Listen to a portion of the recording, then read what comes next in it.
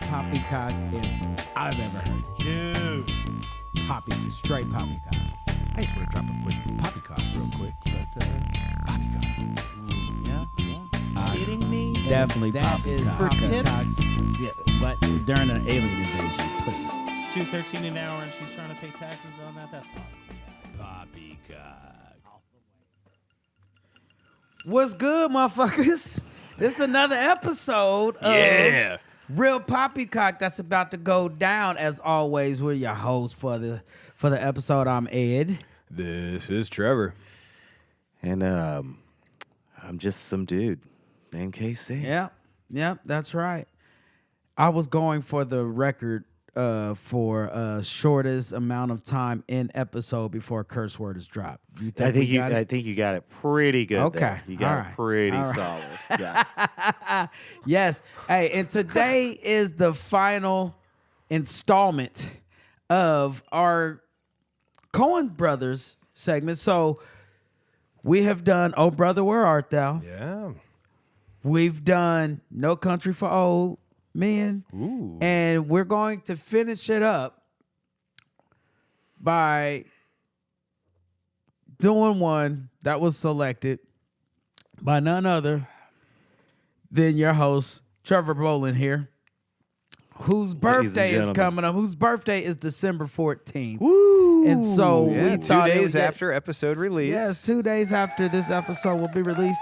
Thank Yes, you. yes. Thank you. Yes. He did bring his family to the Yes. studio today for Yes. the recording. And so as our way, because we don't believe in like worldly things and things like that here at Reel Poppycock. So we thought a great way to give this man a Christmas gift is to let him select the final movie for the Coen Brothers installment, and it just happens to be one of his favorite movies. If not his favorite, your favorite? So favorite movie is a nebulous term, but Okay. if somebody asks me in a True. conversation where I don't know them, this is an easy one to say this is my favorite movie. Okay. Yeah. And it I lets certainly- people know and- where you stand. Yeah. And I cannot say best because as lovely Hey. as this movie is, I don't think it's the best movie ever made. And so No, when I I mean, say yeah. favorite, it's just one that like if I'm hanging out with these characters, I'm tending to have a better time than I was before. There it is. So your best movie still stands as Air Buddies then. Is that correct? I think it's Mona Lisa Smile. Yeah.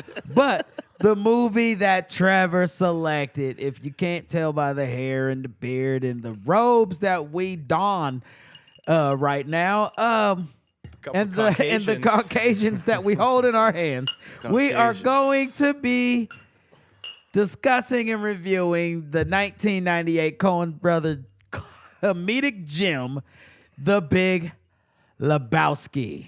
Yeah. Yes. Yeah. Yes. Yeah. Casey, do you true. abide? The dude does abide. Trevor? The dude does abide. I tried to. I think there's a lot of me that I want to emulate the dude, but sometimes my inner Walter comes out. Going Ooh, around yeah, and yeah. existing in this world with some of the people who we as humans have to interact with, like, Like- there's just some motherfuckers out there Yeah, that kind of man. send me Like- back to a time where I don't want to be that Hey. angry, but Right? Is everyone Like, that is losing their like- fucking minds? yes. Listen, that's my daily task is to not just snap on a motherfucker. Like, so I get it. I totally get it. And I've come a long way. People that have known me for a long time, like they'll tell you, like, yeah, they either hate it or love me. Like, Ed's an asshole. Like, everybody said it. But people either respected it or like just didn't fuck with me. And Sometimes, you know, and here's the truth. Sometimes I like having an asshole friend. Yeah. Because that asshole friend will also be the one that tells you when you're wearing a bad hat. yeah, It's you know, nice you to need have 'em in somebody your that will life. give you the fucking You need real 'em in your life. breakdown. Straight up. Now, like I said, I've come a long ways. Yeah. I have. I've come a long ways, ladies and gentlemen. I like to say that I'm no longer an asshole and I'm just more of a dick. Hey, let's get this show started like we do every single. I mean, and you're whether it's an asshole or a dick, you're my kind of asshole or my kind of dick. I can say that. So we go. A pansexual dude. we're going to go ahead and let Trevor kick us off like we do every episode with some real basic facts on the Big Lebowski. Thank you, Ed. Yes, sir. So, The Big Lebowski, released on March 6th of 1998, although the events of the movie take place during the Gulf War in 1991. Saddam, you say? Yeah. So, a movie that was set 7 years before it was made, but also it gives it that timeless essence of this isn't set in the present. This is already set in the past. But the movie has a runtime of 1 hour and 57 minutes, created with a budget of $15 million, and the initial box office return, especially domestically, was a modest $19.5 million. But the film performed well overseas and has become a cult classic, as to where its worldwide box office has reached almost $50 million over time. Which is still, you know, Which is still kind of tough because anytime we talk about these budgets, it's $15 million for the movie. If budgets, maybe not exactly back then, but I know at least today, it's $15 million for the advertising as well. Yeah. So $30 million goes somewhere. But in 1998, I don't know. And maybe that $15 million takes into account what the advertising is. Because also, how could you advertise this? Like, the trailer's pretty good. But it might. And R-rated comedies are going to be hard because it's also not just a straight comedy. But as we will talk over the course of the episode, it definitely has found its appeal over time. So, written, directed, produced, and edited by the Coen Brothers. So, as Ed said earlier, this is the third of 3 films that Reel Poppycock is covering in this unit on the Coen Brothers. So, let's discuss what influenced the Coen Brothers. They were raised in a suburb of Minneapolis, Minnesota, and young Joel saved up money from mowing lawns to buy a Super 8 camera. Afterwards, the brothers began to remake their favorite films around the house. So, what are some of the favorite movies of the Coen Brothers, you ask? Dr. Strangelove by Stanley Kubrick and Roman Polanski's Chinatown are at the top of their list. Love Chinatown. Polanski, fucking 13-year-olds, dude. Yeah, he did. That's exactly the well, kind that's why I of said things he 13 instead of 8. But Jesus, Polanski has many flicks on the Coens' favorite list, and other filmmakers they cite influence from include Federico Fellini, Sergio Leone, and Akira Kurosawa. Okay. So the Big Lebowski was heavily influenced by the detective fiction work of Raymond Chandler, and the main character of the Dude was influenced by someone the Coens knew in real life, and that would be Jeff Dowd. Okay. And so the Coens met Jeff Dowd in 1982, and he helped the Coens get distribution for their first film, Blood Simple, in 1984. Dowd is a producer, writer, promoter, and also frequent attendee of various Lebowski fests, at least at the time of the 2011 Blu-rays special features. Okay. And then Jeff Dowd got the nickname of the Dude back when he was in 6th grade. So, Reel Poppycock has already discussed cinematographer Roger Deakins and composer Carter Burwell and musical archivist T-Bone Burnett in previous episodes. Their contributions to The Big Lebowski are worth mentioning, but I believe Casey had a little bit they wanted to toss in here. Yeah, okay. So we talk about trying to get all of the rights to all these different songs because there's a lot of great needle drops in this one. Oh, tons. That's what they're about. Like, that's T-Bone, right? Like, that's his archivist. So they had no trouble getting the Kenny Rogers song. Well, a couple of these we're going to be hearing throughout the episode, too. Yeah. They got the Kenny Rogers song. They get the Gypsy Kings. They get Captain Beefheart and Bob Dylan. But when they try to get the Townes Van Zandt version of the Rolling Stones' Dead Flowers, Alan Klein still owns the rights to that. He was their, he had been their manager at one point, and he wanted $150,000 for this cover to be used in the film. He wanted $150,000 for that little bit of that song that we get, but they showed the film to him and told him where it was going to play, that it was going to be. It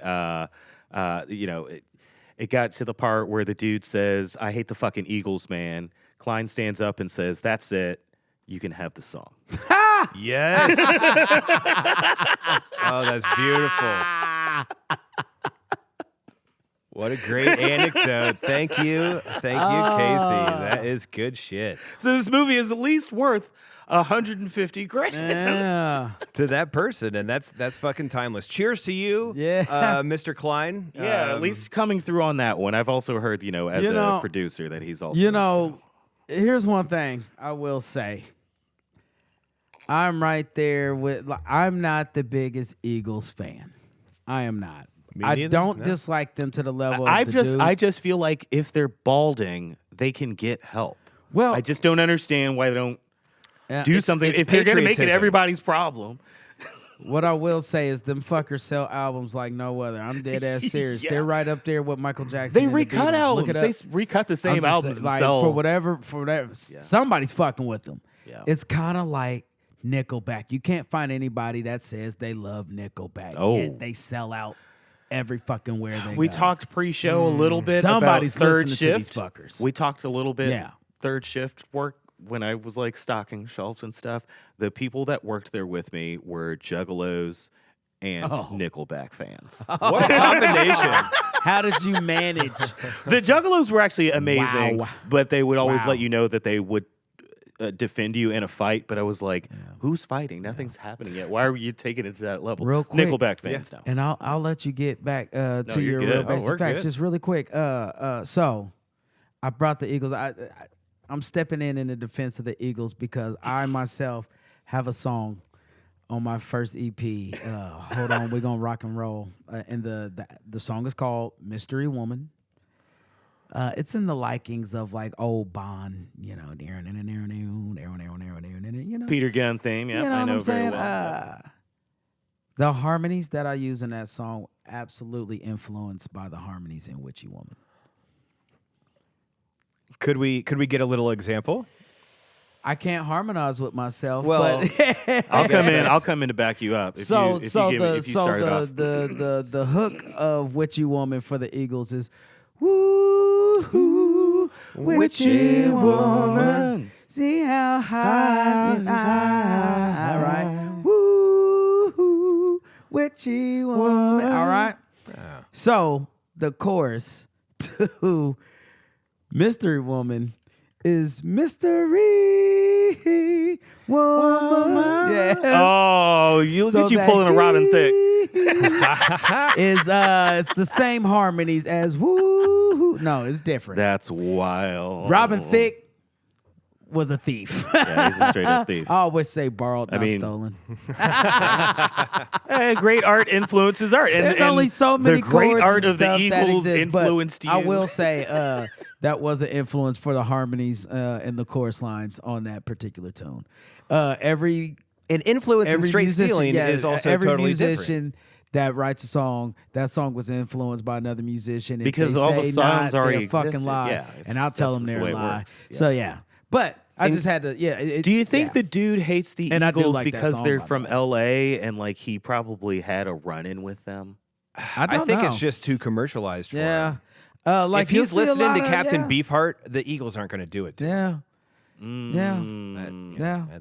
They're very, very like they are very commercialized. Like that's the goal. That's the plan. Like it's like, music to make money. It feels like they didn't do anything from the soul.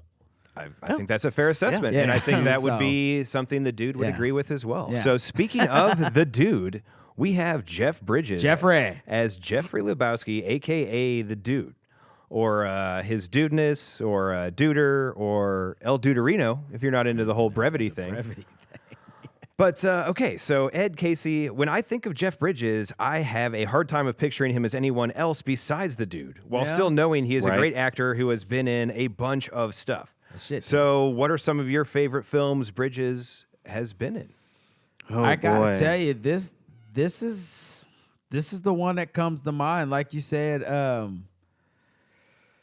he's won awards. He's done things from the 70s through the current day.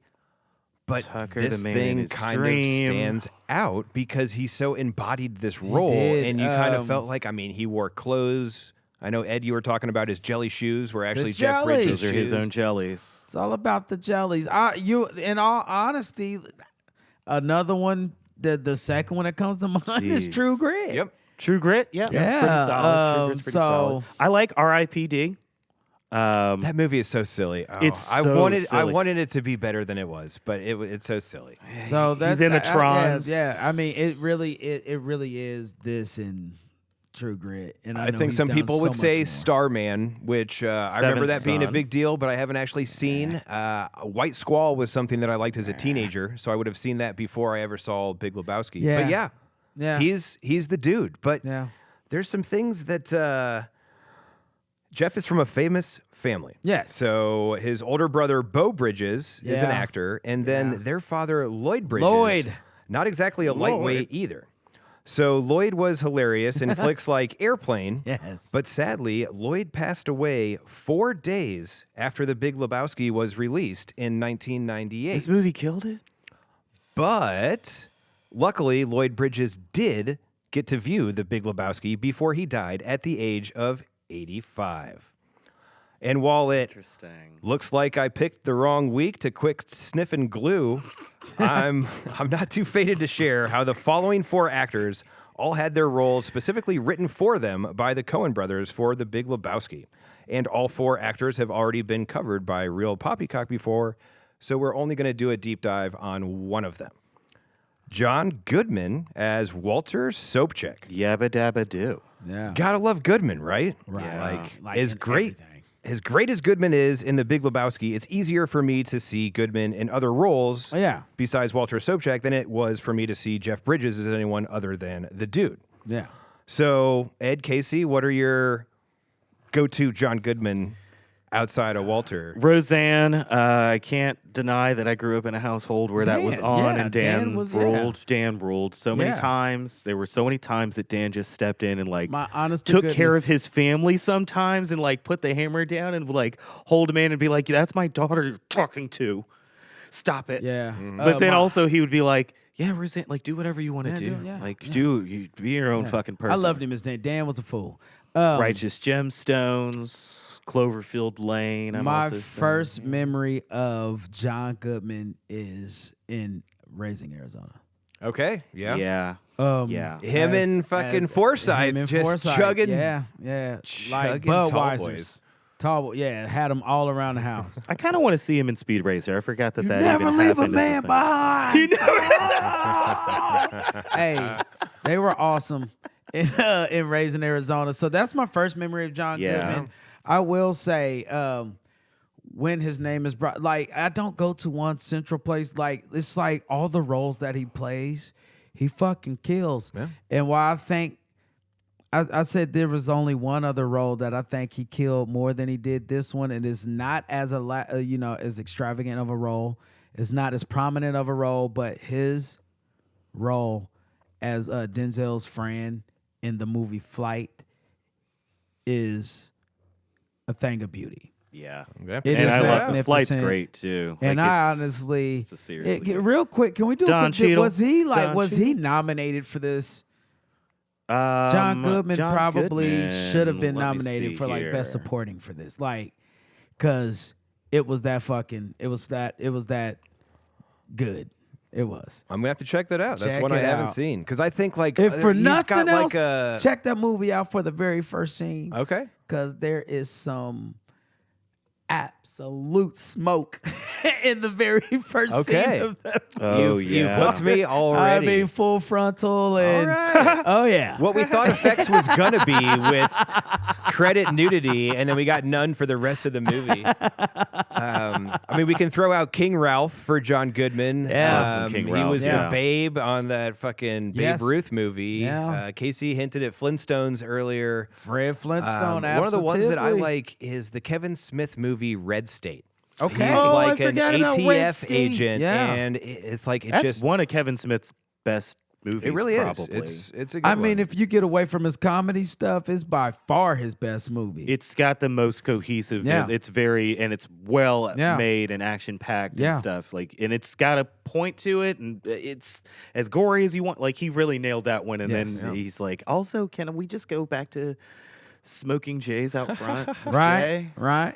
All right, so John Goodman did get a football scholarship to Southwest Missouri State University, although he That's tore not his shocking. ACL and went into the theater program instead.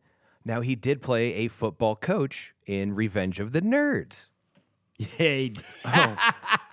Which we will cover at some point because that whole we've got Poppycock adored or abound in that one. But Goodman was in 7 Coen Brothers films. The next person we're just going to briefly hit is Steve Buscemi, who is in 5 Coen Brothers flicks. But Steve Buscemi as Theodore Donald Karabatsis, or just Donnie for short.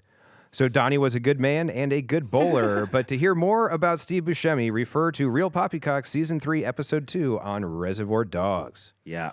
Moving on to Sam Elliott as the Stranger, who works as a quasi-narrator for The Big Lebowski. Marvelous mustache and deep soothing voice aside, for more on Sam Elliott, refer to Reel Poppycock Season 1, Episode 8 on Tombstone. The Stash. And for the last Roadhouse. of the 4 roles written directly for the actors by the Coen brothers, we have John Turturro as Jesus Quintana. And we just discussed Turturro last week, so we're just going to go ahead and plow through to 2 actors from 1997's Boogie Nights. We have Julianne Moore as Maude Lebowski and Philip Seymour Hoffman as Brant. Whew. And these 2 are simply phenomenal performers, and for time's sake, Reel Poppycock will cover them deeper in a future episode. Yeah. So, with what little space left in Real Basic Facts, I'd like to discuss David Huddleston as Jeffrey Lebowski, the real Big Lebowski. Ooh, the real Big Lebowski. So, what's funny is, talking about David Huddleston here. Ed, is there any chance you can give our loyal listeners another Pappy O'Daniel impersonation? Mm-hmm. I'm not doing no more Pappy O'Daniel impersonations, you stupid crack. I couldn't even get that. You couldn't It's even, fucking couldn't great. even finish it. fucking we great. knew the delivery was going to be. Well, the whole thing is that I totally fucked this all up. And so these are notes from the other night, and I did figure this out, but David Huddleston and Charles Durning, who played Pappy O'Daniel, they are Right. different people. Yes, they And are. so when we were doing Not Brother, all white people are the same. when we were doing Oh Brother a couple weeks ago, I kept thinking this is the same person who's the Big Lebowski, and I started putting all this together, and I was even writing my notes out like, all right, I'm going to go revisit Charles Durning in a couple weeks because I don't have space in this Oh Brother Real Basic Facts. So then come to find out, David Huddleston, completely different person, although Just what's looks a lot fucking like him. wild Looks is a that lot like in him. 1975, David Huddleston and Charles Durning were in the movie, Breakheart Pass together. Pass. So they actually did have a history, but Huddleston was in Rio Lobo, Blazing Saddles, Yes. Oh, and of then course. TV shows like Bonanza and Gunsmoke, Yeah. but not branded. Yeah. And He's in the producer. Huddleston also played a mayor on Columbo. Shout out to Casey's Halloween costume. Yep. And then Huddleston also played a mayor on 2 episodes of Gilmore Girls. So that's a shout out to my wife Emily and her mother Amber, giant Gilmore Girls fans. Gilmore Girls. And finally, since 'tis the season, Huddleston was Frank Reynolds' long-lost business partner on the 2009 It's Always Sunny in Philadelphia special Christmas episode. They wrap him up in chains. They're going to do like the whole fucking Ghosts of Christmas Past and Future. That's the Big Lebowski in that one. So, Oh my gosh, yeah. that's kind of Also, he looks like he's in a movie called The Klansman. I'm gonna have to do some more research on this, but Oh, goodness 1974. gracious. He's also sheriff in that one. Yikes. I don't know if that's good or bad in a Klansman movie. We'll see. But the cast also includes Tara Reid, Asia Carrera, Peter Stormare, a member of the Red Hot Chili Peppers, and another guest star on It's Always Sunny. But I'm past my self-imposed limit on the Real Basic Facts. So let's refresh our beverages here. Let's and refill them. take a quick break. Yeah. all right. The Ed abides.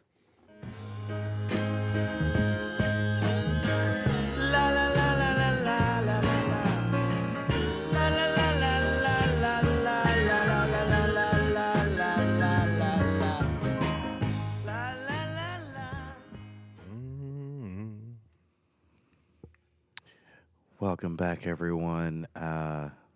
We didn't mean to interrupt your Zen moment there, Ed, but we do need to get back to the show. Is that okay? That's okay. I think You it's bud? time for the synopsis, man. Yeah, all right. Let's get into that synopsis. Go ahead. So according to IMDb, Jeff the Dude Lebowski, mistaken for a millionaire of the same name, seeks restitution for his ruined rug and enlists his bowling buddies to help get it. I mean, that's kind of what happens. I mean, that's Kinda. their opinion on it, right? Yeah. Yeah. Yeah, this is what happens, but yeah. There's some other things. It could have been said better. I would say what could've been there's said better. there's some other things that happen there. There's a whole lot of disrespect to a classic car. There's disrespect to veterans. But surfers. as always, we want to read the synopsis of Yeah, Yeah. IMDb Bizzle, and that's what they had to say about it. Yeah. Well, all right. You think we should I don't know, what do you want to do next? I think that we should break out our griddles. Ooh. I do. I thought it was break out the just toasters. this robe Yes. making me feel like it was getting hot in here, Yeah, but no, maybe that's coming and from a viewers- specific seat in the room. I should have We'll taken my take break notice. outside to get Yeah. my ice cube cheeks prepared. Right. And if you notice, Trevor is without his robe because he got a little toasty. The buns got a little toasty. And the reason why I said buns got toasty is because Trevor is sitting in the hot seat. Woo! Yes. Yes. It's so on. it is all the way on. Actually, give me the official horn, would you please, Ooh, Casey? let's go ahead Give for it to me. let people Give it to know. It's time. It is time. It is time, Trevor. So, and because it is Trevor's birthday pick and everything like that, Trevor is going to be, once again, for I believe the second time in Poppycock history, going into the hot seat. So how the hot seat works is it's a special rendition of the Poppycock Pop Quiz where all questions are directed towards a single participant that is sitting in the hot seat. They are supposed to be so well versed and so, familiar with the film that they are willing to take on any questions that the other hosts can come up with to direct towards them. And so Trevor has so boldly stated that he believes he will ace anything that we come with. So we are going to see if he can do said task. I think I got 6 out of 8 correct on the Devil's Rejects hot seat. Yeah, you were smoking. So that was, there were definitely some high heaters in those questions. But for those listening and not viewing, I do not have my notes in front of me. Yeah, he No did notes. put the book down. No notes. The book is gone. And so, you know what? We want to get you a little warmed up. All right. We're going to ask you a little softball. Ease me into it. Yeah, ease you into Like it. an and, old man entering a hot bath. there you go. Yeah, and so the first question is going to come Light some from the candles. first scene. How much is the check that the dude is writing for, and where's he writing it? So Where's the this store would he's be shopping at? this would be at Ralph's. Yes. It's a supermarket. Yes. And the dude is getting creamer for his White Russian, and I believe the check was written for 69 cents. It is Nice. 69 cents Nice. to Rouse. There you go. Yeah. All right, that's how we're going to start it off. Okay. Well, That's I an can easy I can never forget that because of the date on the check. Right. It's 9/11.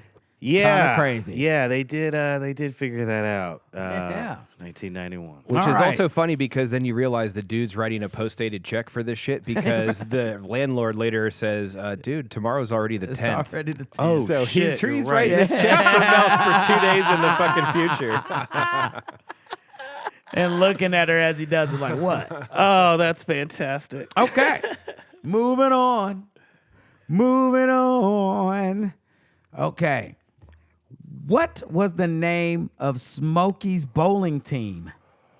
Ooh, okay.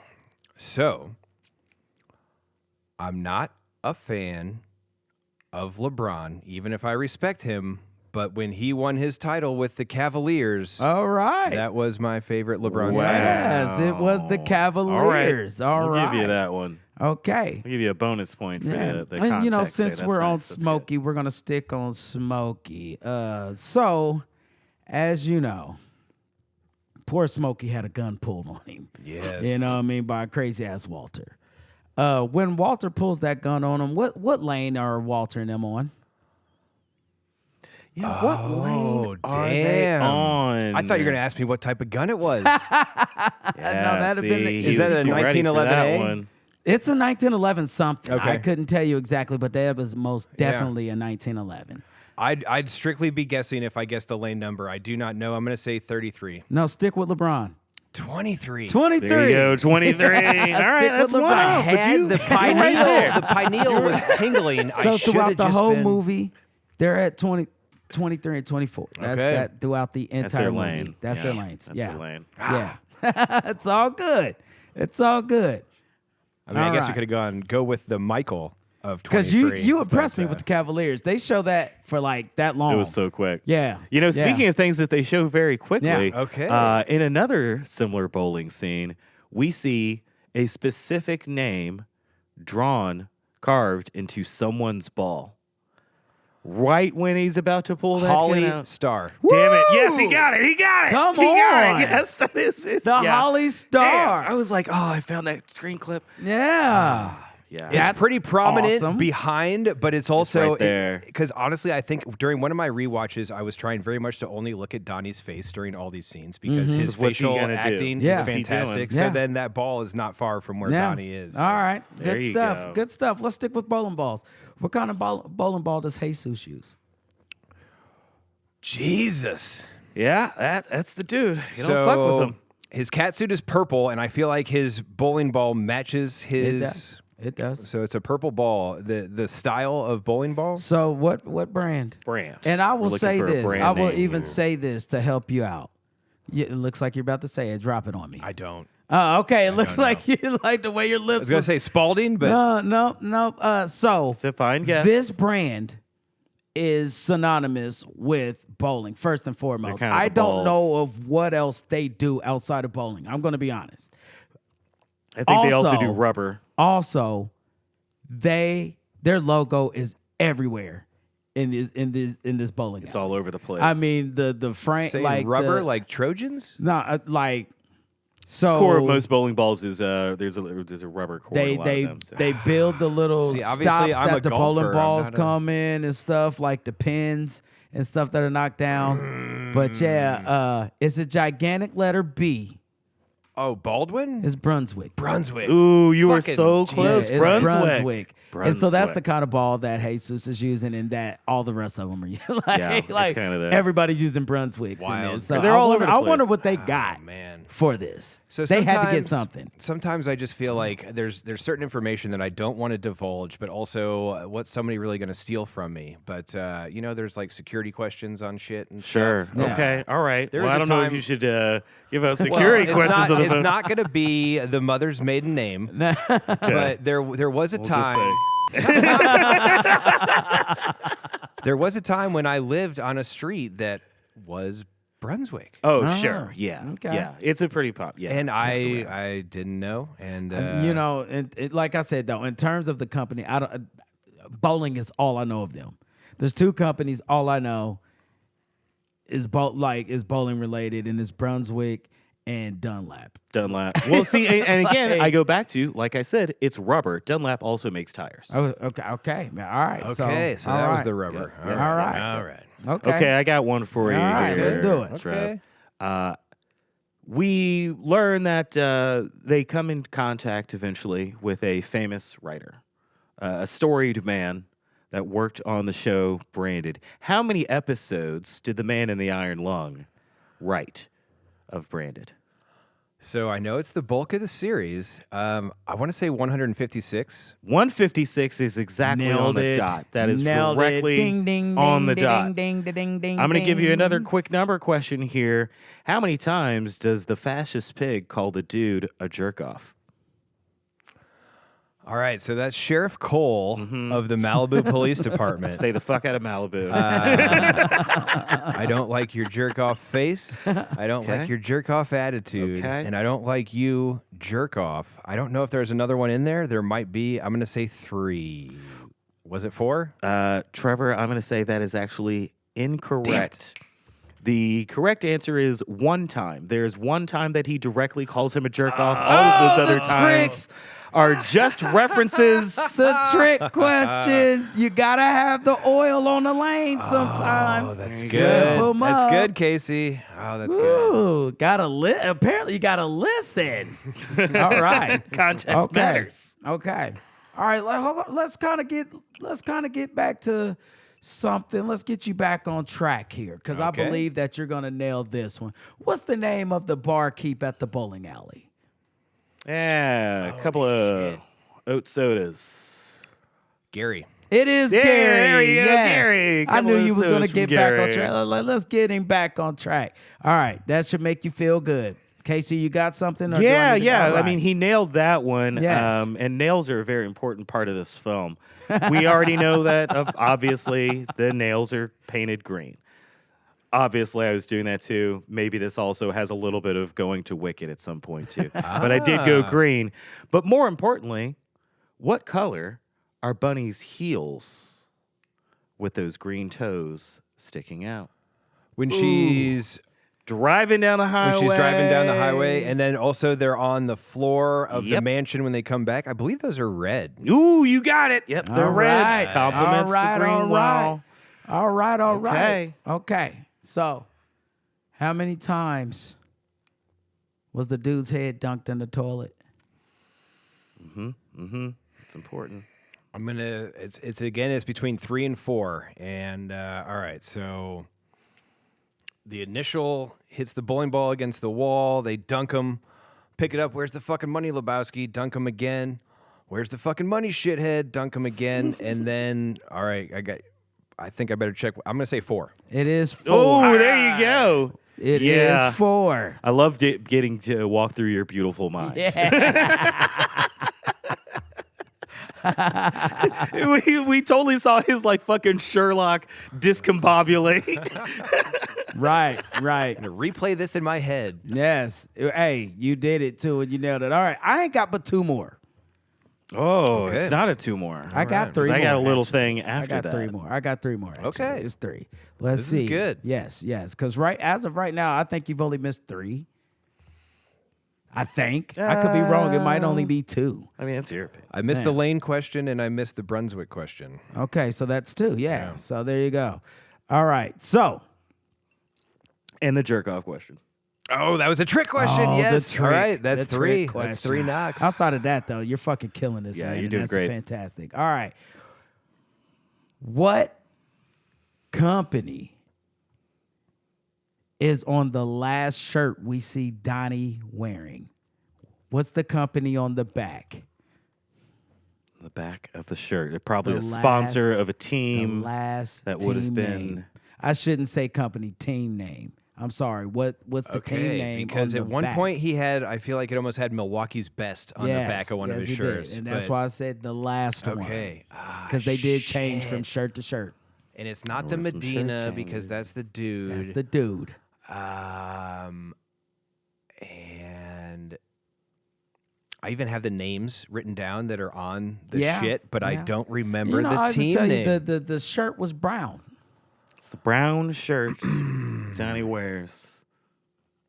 The Maybe very he was last even one. cremated in that shirt. We don't know. It's definitely the shirt he's wearing when he Yeah. I when think we so. when we say They didn't goodbye change his to Donnie. clothes. I don't have an answer.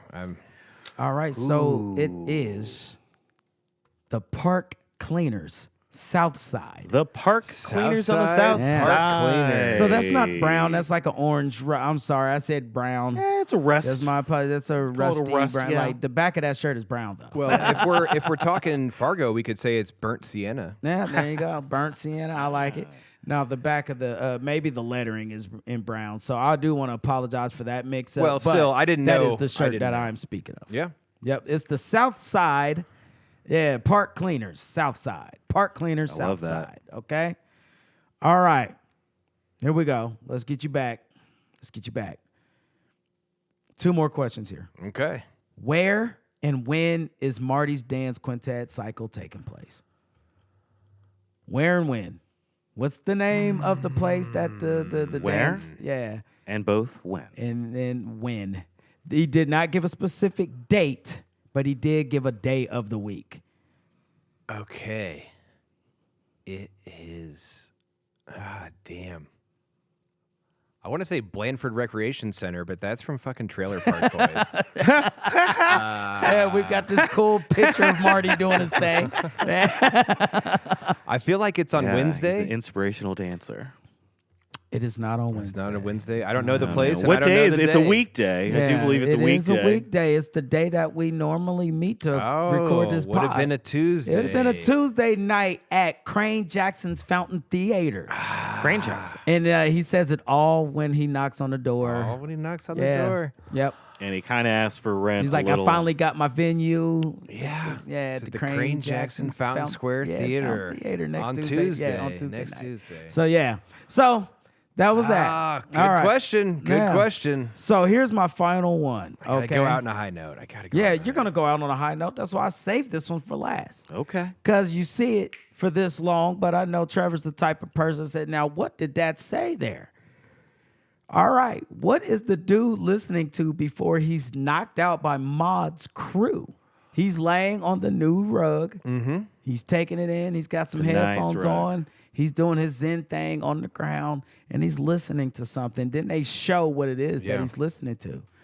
Okay, so it's a cassette tape. It is a cassette. I believe the words Ventura are on there, but it's 1987 Bowling League Championship. Or no, it is the 1987 League Playoffs. League Playoffs. The playoffs. We'll give it to you. The championship is probably coming up, but it was the playoffs. Yeah, it was the playoffs.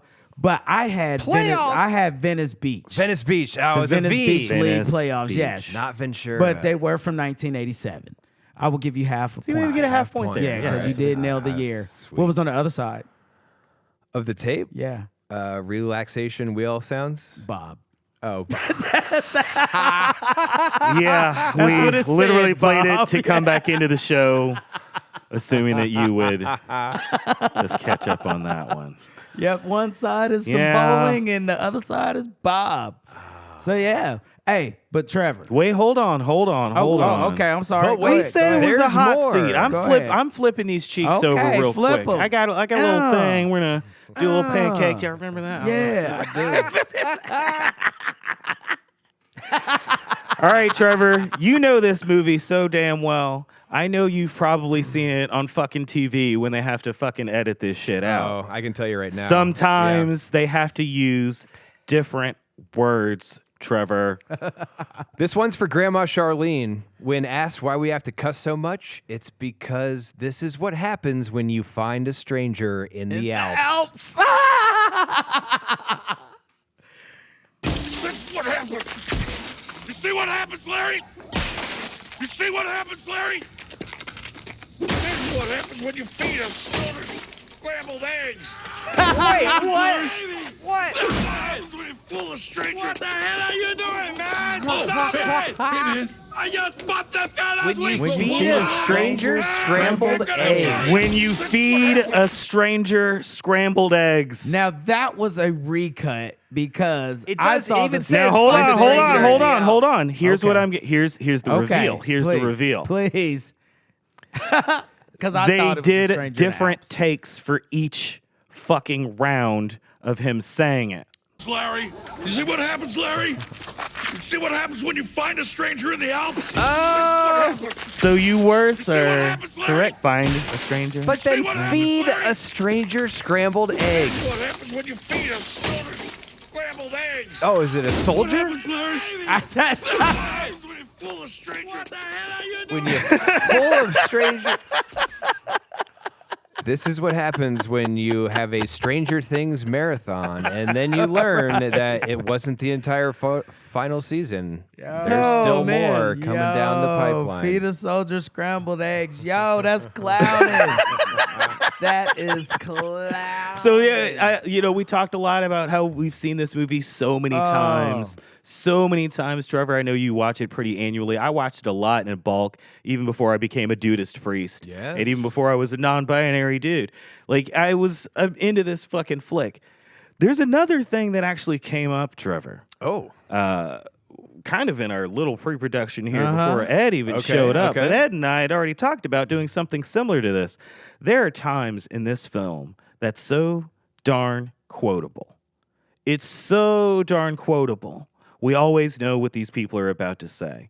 I am going to begin a clip, pause it, and then I want you to finish the line, finish the scene for as long as you can. Oh, my goodness. Okay. Here we go. We're going to start off right in the bowling alley. I like how this is a pop finish as well. Yes. Here we go. It's like Lenin said, you look for the person who will benefit, and it's like Lenin said, you look for the person who will benefit, and...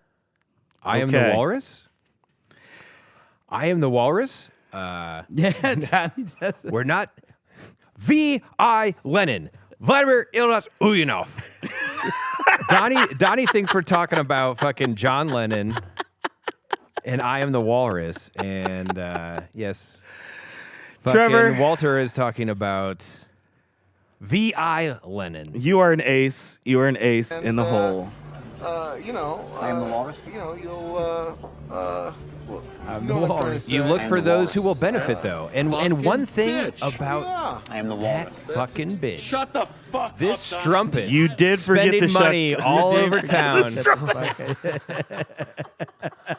But it is one thing where, say what you will about the tenets of, we can just say communism if we're talking about Lenin, but really something to understand psychologically is when you look at big events that happen in the world, you look at who benefits from when these things happen. And so it's just really a matter of like, all right, what are the influences? What are the motivations behind these bad actors on the world stage? Who's getting what out of this? They try to distract us with shit, but if we pay attention, we can see right through the bullshit. Hey, what's Big Lebowski getting out of all of this? Like, we got to pay attention to who's getting out of this. And also, Trevor, pay attention to this next clip.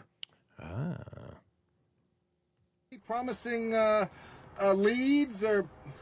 Leads? Yeah, sure. Finish the clip. Leads? It's something about having a bunch of detectives on the case. We're working around the clock. Leads. It's Officer Ramos. Close. Yeah. I'll just check with the boys down at the crime lab. Yeah. They got 4 more detectives working on the case. They got us working in shifts. This fucking asshole. I do like that they portrayed LA cops very well in this. It was a dumbass question. You're in LA. You're lucky to get the you car guys back. have any? They even let him know. Hey, they still got the credence. Yeah. You still you still got the credence. Yeah. But not his business papers. Well, that's good because this is fun too because and we've kind of seen it over the course of Reel Poppycock and the multiple seasons we've done, but Ed being a vocalist, Ed is tremendous at impressions and impersonations. And there might be some lines that I know, but also a lot of times I just remember what's in my head and it's not quite exactly how it was. Right. And so then it's like the shorter that a quote is, the easier that it is to just recall. And this is such a quotable fucking film. Yeah. It gives us so many quotable things, just like this one. Lebowski. Is that what this is a picture of? In a sense, yes. My art has been commended as being strongly vaginal, which bothers some men. The word itself makes some men uncomfortable. What? Vagina? Vagina.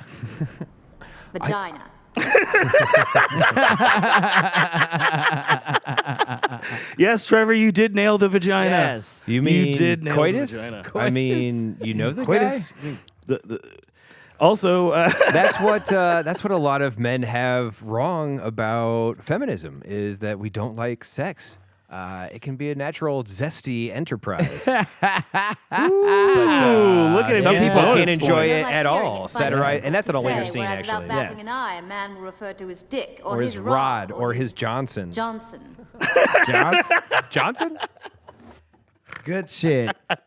Good Well, shit. Trevor- and while we're there, let's go back to just the dude's face. We don't need to play this or anything, but just because. Oh, he's so acting Ed, so well. When Emily and I were watching this, one of the multiple times we watched this over time, what Emily described the dude's reaction to this whole naked zipline painting scene was how Ed reacted to watching Poor Things. Oh.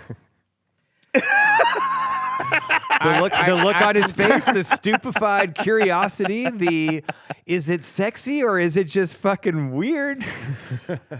Yeah. You know, Yeah.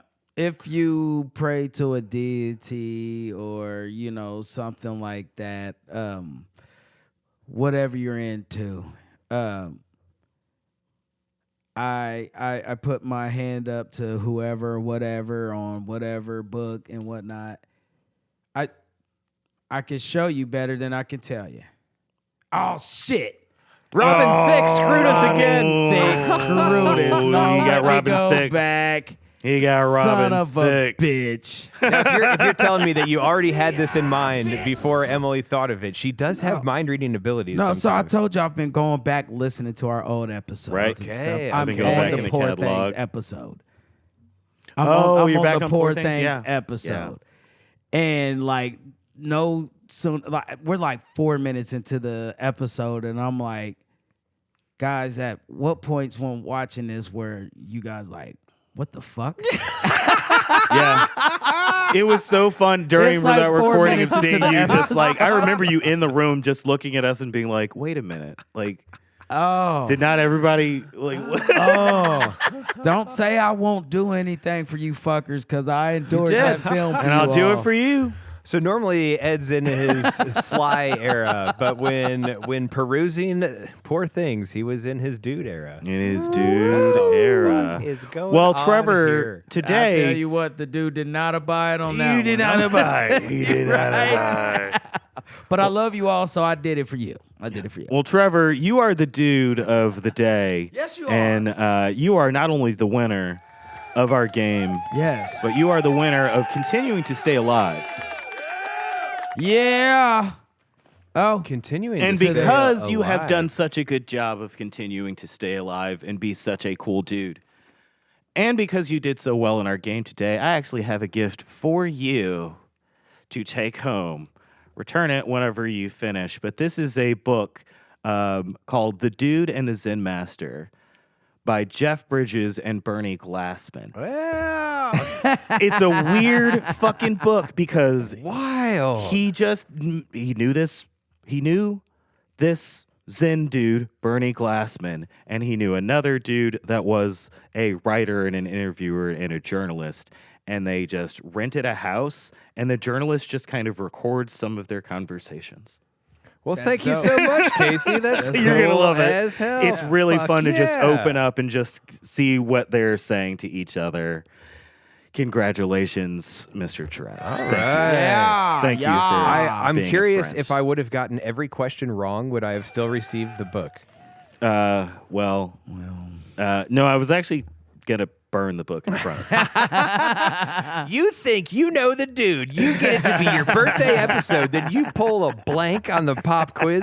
Fuck this. You're not getting the book. You can watch it burn, motherfucker. Him a nihilist. I like it. I like it. That's the proper response, Yes, too. We got to know yes. our shit. I mean, Ed fucking absolutely. killed it on the Harlem Nights episode. Yeah, that's true. I think that's Casey true. did pretty well on, that was Snatch. Yeah, I think I Snatch. snatched Yeah, that no, one you away. Did. You all did. the way. Absolutely. All the way. So yeah. We're Right gonna on, continue Trevor. to have fun with these episodes like this. Well, you'll have to come back and see who's gonna be on the hot seat next. I'm sure it'll be coming Yeah. up soon. All right, here we go. Let's get into the plot of it, okay? Here we go. right. In 1991, slacker and bowler Jeffrey the Dude Lebowski is attacked in his Los Angeles home by two enforcers for porn kingpin Jackie Treehorn, to whom a different Jeffrey Lebowski's wife owes money. One enforcer urinates on the dude's rug before they realize they have the wrong man and leave. After consulting his bowling partners, Vietnam veteran Walter and Donnie, I'm not going to fuck with these last names. Walter and Donnie. Donnie. Yep. The dude Donnie. visits philanthropist Jeffrey Lebowski, the Big Lebowski, requesting compensation for the rug. Lebowski refuses, but the dude tricks his assistant Brent into letting him take a similar rug from the mansion. Outside, he meets Lebowski's trophy wife, Bunny, and her German nihilist friend, Uli. Soon afterward, Bunny is apparently kidnapped, and Lebowski hires the dude to deliver a ransom. That night, another group of thugs ambushes the dude, taking his replacement rug on behalf of Lebowski's daughter, Maud. So that was a lot. Yeah. That's a lot. And that's the way the film kind of throws this stuff. It's just like a thing happens, and then another crazy thing happens, and another crazy. Every single time the dude literally sits down or tries to like be prepared in any way, the world just says, no, we're doing something completely different here. Right. No. So I do want to start by saying this awesome film starts out with a narration from the Stash. Yes. Who plays the stranger. And if you don't know who the Stash is from our reference by now, it's Sam Elliott. I call him the Stash because, like, of course, it's Sam Elliott. You know,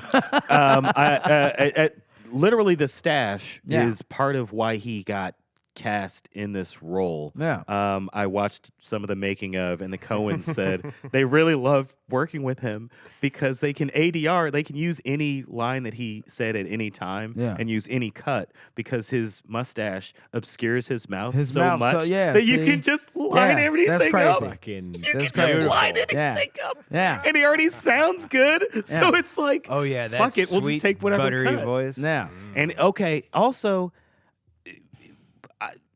is this movie, to some extent, it makes me feel like it's a bit of his podcast because it's definitely just him telling this story to someone as the way he heard it while he hung out at the bar, at the bowling alley, while they walked down the lanes, just saying absolutely everything. And one of the things that this movie he does ramble on just like we do in a podcast. One of the things this movie does best is that lines that are repeated or lines that are said earlier in the movie are repeated by characters later in the movie. Like so much of the dude's dialogue is things that he's just heard on TV. He just heard it. Or he heard somebody else say. I mean, same with Walter mimicking the "this aggression will not stand."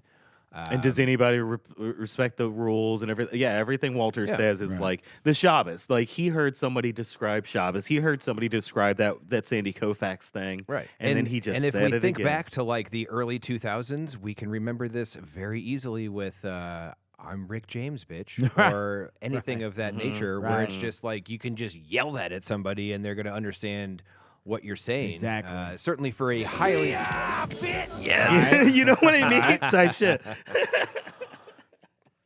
But some of the people that are on the wall in the Big Lebowski's mansion, we certainly discuss Throat Goat, Nancy Reagan. Yep. I like how Ronnie. I like how when the dude he's fiddling with something on the wall and he touches it like 3 times and Brant asked him to not touch it and he touches it fucking again and it's just like One this more little time. Playful attitude like, what that's are you going gonna on do? between these two. Yeah. What are you gonna do? But also how one of them was Charlton Heston and the dude calls him Chuck, which just like Chuck Heston for somebody who's this That's LA NRA shit. fucking like, so it kind of tells you also what the Big Lebowski is really about. Like, okay, so maybe he's actually giving money to people who are in need, or maybe he's just trying to glad hand with celebrities. That's and exactly what it. It's just it's all of those things on the wall. The Time magazine mirror, which was one of the Time magazine when you did that and then just said you the reader is what a way to just just put it in, put it in really easily and be like, you know what, we're all going home at 4 p.m. We're going home early. We don't have to. Maybe we just don't put Gaddafi on the cover. I want to talk about like, so off the bat you get to see like if the 69-cent check wasn't enough for you. Nice. But you kind of get a sense of who the dude is when they're dunking him in this toilet Let me like, see if where's it's still the in money? there. He's like, oh yeah, it's like it's down there somewhere. Let me Because he's check like, and what see. else are you going to do to Right. me worse than what you're already Right, doing yeah. to me? Yep. And here's the thing, like I am a Taoist. Like that is a philosophy that I subscribe to, but I'm also a Dudist priest. Yeah. And there's a lot of crossover in this stuff. But a lot of it is about the abiding of it all and just being like, well, whatever is happening right now is what's happening right now. Whether it's good or bad or whatever, that doesn't really matter. But I'm here, so respond. And sometimes responding with a joke when someone's jamming your head 4 times into your own toilet. It's disarming. Because what are those thugs going to do? What are they going to do? You know, like, they're never supposed to kill the guy because they need to get fucking money off of him. So there's the and he threat does seem of, to know like, that. He does seem to know micturating that. on a rug or, you know, dropping a bowling ball I because wanted to somebody's not ask a you. golfer. I wanted to ask you that question of what is that word that the Big Lebowski says at one point. But micturating, I was like, I don't want to trip my friend Trevor into if he heard that as an N. I don't want to hear him say. And you know, pronunciation is that's just a way that people. That went over my head at first too. Jesus. But yeah, I think it's pretty silly how he responded, and then also, you know, just some of the like at least some house broken, you know, just the jokes that he had for these guys when they finally come to the realization that they've got the wrong guy. You know, it took him a little bit. He's like, do you see a ring on his finger? Like, does it look like someone that's like got a wife toilet here? Like, seats up, yeah, man. like the Toilet seats up, which is a very. And there was very no good toilet indicator. paper on the toilet paper roll. But there was a toilet paper, like there was a full roll on the back of the toilet. Right, he's just sits Okay. Yeah, he's one of those. Yeah. That reach behind is Yeah. not always fun. See, And here's the maybe thing. that's why I'll he give you had this. it sitting on the toilet so he could just take it and get what he needs. There's 'Cause, a certain that kind of man dude. right there is just There's a not certain as kind of inconvenient. dude, and I will say that I am sometimes this type of dude. Excuse I me. don't have to do such a crazy reach around because I'm standing up anyway before I start wiping. I'm not wiping while I'm Really? sitting. Yeah. Okay. Upgrade your game. Go ahead. Yeah. I'll Instead of probably continue trying to to put your sit. you can jam your hand into the toilet if you would like to. But when I'm done, son, especially if there's not a bidet, I'm getting up and Things get a little that spread. weren't on my bingo card. Learning that case, he stand up to wipe. their ass. I mean, we're washing our hands afterwards regardless, right? Exactly. A hand that's inside the bowl. Stand up. You're not rimming your hand around the edge of it. I would have never thought that Lebowski brought this information to us You today. never know That's what all you never that- know what the never dude know. brings together. You never know. The dude brings it out. All right. So now we're at the bowling alley. All right. He's telling the compadres about this, and it's just eating Walter to his core. He's like, they pissed on your rug and everything. Oh, and by the way, I That don't think rug really brought the Chinaman room is together. the correct And also, there's the wrong nomenclature. nomenclature. He's so pedantic. These aren't the people who built the railroads, Walter. Yeah. Which also was like, I was like, what is that? Wait, what do you? Yeah, that's I not know. helping. You're making it way That's worse. What's hilarious about You're digging a very deep, let's say, a railroad style trench. I think maybe what he meant was that's what they called them when they had them here and they was building the Chinaman. And then we get a little Donnie just chiming in, being like, they pissed on this rug. Yeah, Donnie, yeah, that's what we're talking about. Shut the fuck up, Donnie. You're out of your element. And I got to admit, I have been a Donnie in so many scenarios. I am so often the Donnie of, especially like, if there's like weird couple relationship stuff going on while we're bowling, and then I just come back over to the, especially because they're all talking and everything's going on, and I don't pick up on the vibes anyway, because I'm all demisexual and I don't understand that people are fucking flirting. And then they come back and I'm just like, hey, 8. Mark it 8. Mark it 8, dude. Over the line. Yeah, over the line. Oh. Okay, what is the piece that he pulls? It's a 1911. It's a 1911. Yeah, it's definitely a 1911. Which is pretty It's a good common gun. soldiers' gun It's a good too, gun. especially.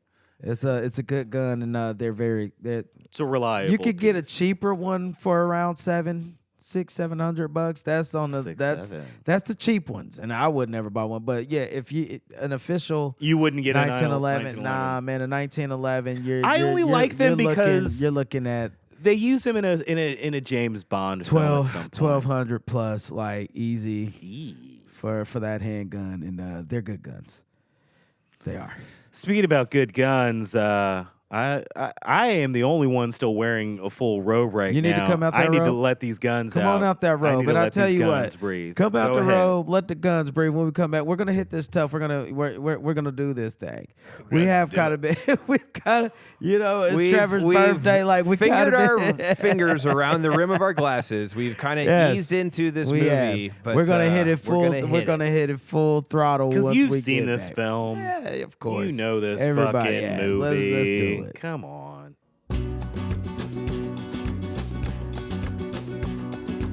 Por el camino del desierto, el viento me despeina, suave aroma de colita, no nada del aire, ella de lo lejos. Hell yeah. Woo! Hell yeah. Thank you, Gypsy Kings, for that beautiful rendition. Because fuck the Eagles, apparently. Hotel Del California. California. Yeah. So let's talk about Walter a little bit. Just how unhinged Walter is. Oh, I thought we were going to talk about his record. I just, I think it's a good depiction of people that have been in, that was in Nam, how some of them came back. Well, yeah, because you come back in two ways. You come back to a country that you're not a hero. You're like not you came a back hero. from World War II. This isn't something that there's been a having also fought a war where movement. it was a rough war and like we were ill-equipped and everything. Yeah. And also you come back where you're so sunk into it that you can't not be this person anymore. Yeah, like it's who they are, it's what they know. Fucking and Smokey's just arguing he did not foul on his last throw and step over the line, and Walter's not having any of it. Which I'll give him. I don't know if he stepped over the line. We talked about a little I don't know how soon the alarms were put in place. Yeah, but I feel like old bowling alleys that I've gone to had the fucking thing that makes. Yeah, when you go over the line, yeah, no doubt. Well, I don't know. And I had big feet. I was a kid with big feet. I can't say in too. '91 if they had them. Yeah, I mean, it just LA, does not go back that far for me. Yeah, at the Hollywood Star Bowl, probably not. But also, and we couldn't find it, but I do think there's even like if you pause it at the exact right time, it shows Smokey bowling. I don't think he goes over the line. I think Walter thinks he sees something, and he's still imagining the man in the black pajamas, right? And just you nailed it with the man in the black. So here we go. Here's my first Poppycock, and I know that Is it the 1911 on its own? Or is it the fact that this is not a Pomeranian? Well, that's hilarious. Because that's a fucking Yorkie. It's definitely a Yorkie. Definitely a Yorkie. It's got fucking papers, dude. Well, yeah. Sorry, Walter. The papers indicate it's the wrong type of dog. It's just your opinion. No, my Poppycock is there's no way like Walter does not get arrested for this. So here's my thought. I talked with Trevor about this earlier, and my thought is, in my mind, there's a deleted scene where they just talk to Walter and he starts talking about his veteran status, and someone on the police force does that. But Trevor also brought up a really great thing. They finished the whole match. Like they finished the round. Right. I think it's slow response time. I think it's just to show that the LAPD does not have their shit together. And so something like somebody flashing a piece on the bowling alley, they call it in, but then the cops don't get there until after the game's over. After it's and they're over. walking away and like Walter nothing knows happened. that. And what's funny is they went rushing into the bowling alley. They did. Too. At that point, they showed up and they were hustling. You would you could definitely see all their fucking fat bellies just bouncing around going in there. It's hilarious, but even in making fun, they know who he is. They got his information. He's in a league. He's not going to be there on Saturday. Go get Shabbos. They probably would have picked him up. That's also They probably would've picked him means up. that Smokey would have had to have filed charges with the police Right, force. Smokey's probably I got a think record Smokey too. cares- Smokey's like, no. I think Smokey cares more about league play and He getting does the report game it. forfeited than he does about like being Pressing charges Yeah, for having a gun pulled on him, and not just pulled on him, like he pointed at his face after and being he cocked. chambered. Yeah, he chambered the round. Like that was the most tense part in this film to me is when he's unloading that gun. Yeah. That is the part that actually makes me the most uncomfortable in this film. When he's going, he's like, and you can see him breathing and just like emptying it out. And I'm calling it. yeah, that's Poppycock. Yeah. That's Poppycock. There's just some things that happen. It don't matter if charges are pressed or not. And I think, especially in California, brandishing Even a if it's just a firearm poppycock of white is, privilege, that is. I don't know if it's a brandishing a fucking firearm. key. Yeah, you can just walk away from that. You just don't get But, that. but that shit's funny though. Like, dude went full blown, just batshit crazy over a toe over the line. And it was. So we're league setting the tone game, but it's early 10 of like points, what man. Walter is and what Completely yes. unhinged, but Yes. has some sense of like his own moral superiority because of the things that he's been through, and so he thinks that he's right. And what's fucking funny is that throughout the course of the movie, what John Goodman's character of Walter Sobchak is saying to the dude is routinely what's actually been happening in real events. When there's some mystery of what's going on, and like you said it yourself, dude, she kidnapped herself. Well, it kind of turns out that maybe that was the case, or maybe she just ran off or whatever. But just Hey, dude, what about the guy? Like, what about the other Lebowski? And then the dude's just fucking like, Goldbricker. oh my god. And it's just like, so for as out of touch with reality as he is, he also has some sense of like he's actually paying attention to the details and understands what's going on. Or because he has so little faith in those who are committing these acts, he just routinely guesses correctly that they're fucking it up because they're fucking amateurs. Because they're fucking amateurs. Kind of what it turns out. Even before he knows they're hilarious. nihilists, which rocks his world. I do love how Just them hilarious. being nihilists, you can see him being taken aback, just being like, oh god. Oh, I don't know what to. Yeah, I know how to deal with Nazis and Koreans. we do. And then we get the trip to the Big Lebowski's house. Yep. We've talked about it. Talked Yes, about yes, Nancy you and then all talked about the Big pictures on the Lebowski. wall. You Yeah. told him. He Yeah. told me. We and get to then, meet Bunny Lebowski. And I love the way the dude handles this. He's like, you know what, fuck it. And then, the Big Lebowski, like, that's your answer to everything. That's fuck your it, answer to everything. And, the whole time, like, you know what? I'm not going to deal with this. And on his way out, he's like, yeah, he told me to take any rug. Yep. That's just well played. And Yeah. See what your parents did. Get a job. Get sir. a job. And it's so well played that him taking that rug helps him to get some rug later in the film. Oh. It's just funny. They even had a little assistant carrying the rug for him and everything. Okay. He meets Bunny poolside. We also have one of my favorite actors of all time, Philip Seymour Hoffman, and of course in this role. yeah. Do you know who else was trying to have this role? Somebody else that they looked at. Didn't For That this would role. become the role of Brant. Yes.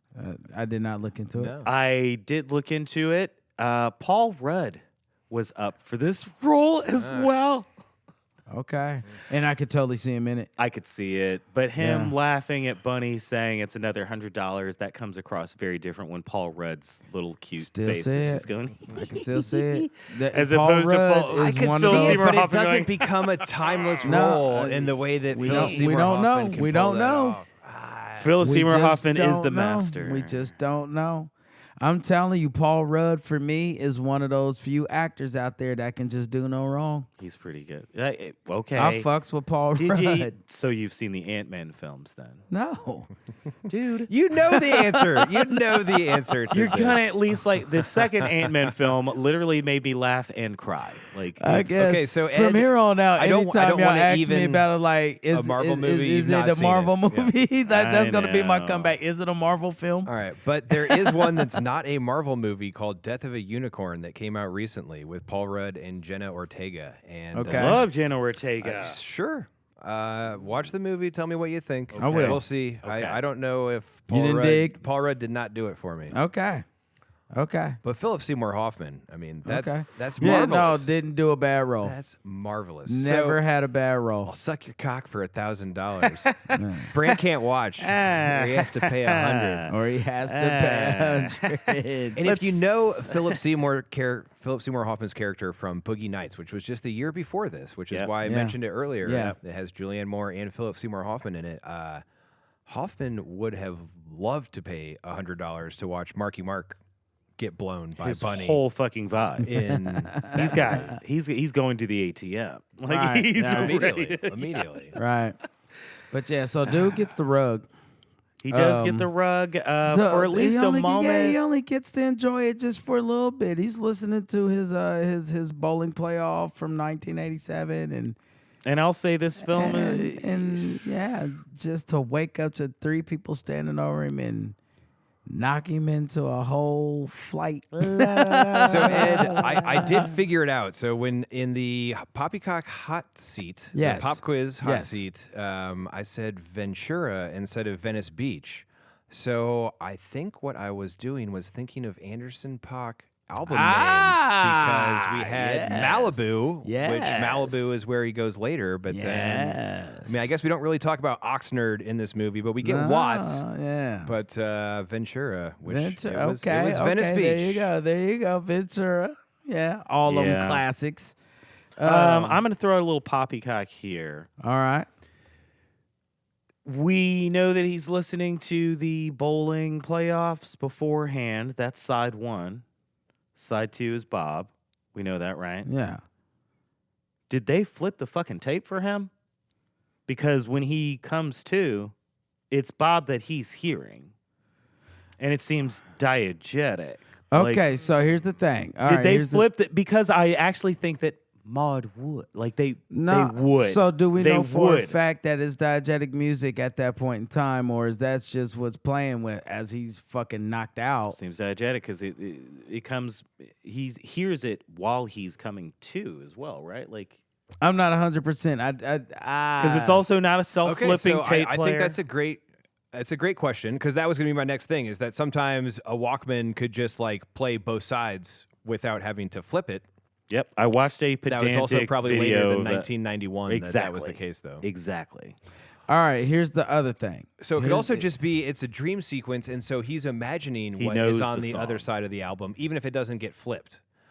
But also, I like the idea of Maud flipping the fucking tape for him, because ultimately she just wanted the rug back, and then maybe to, you know.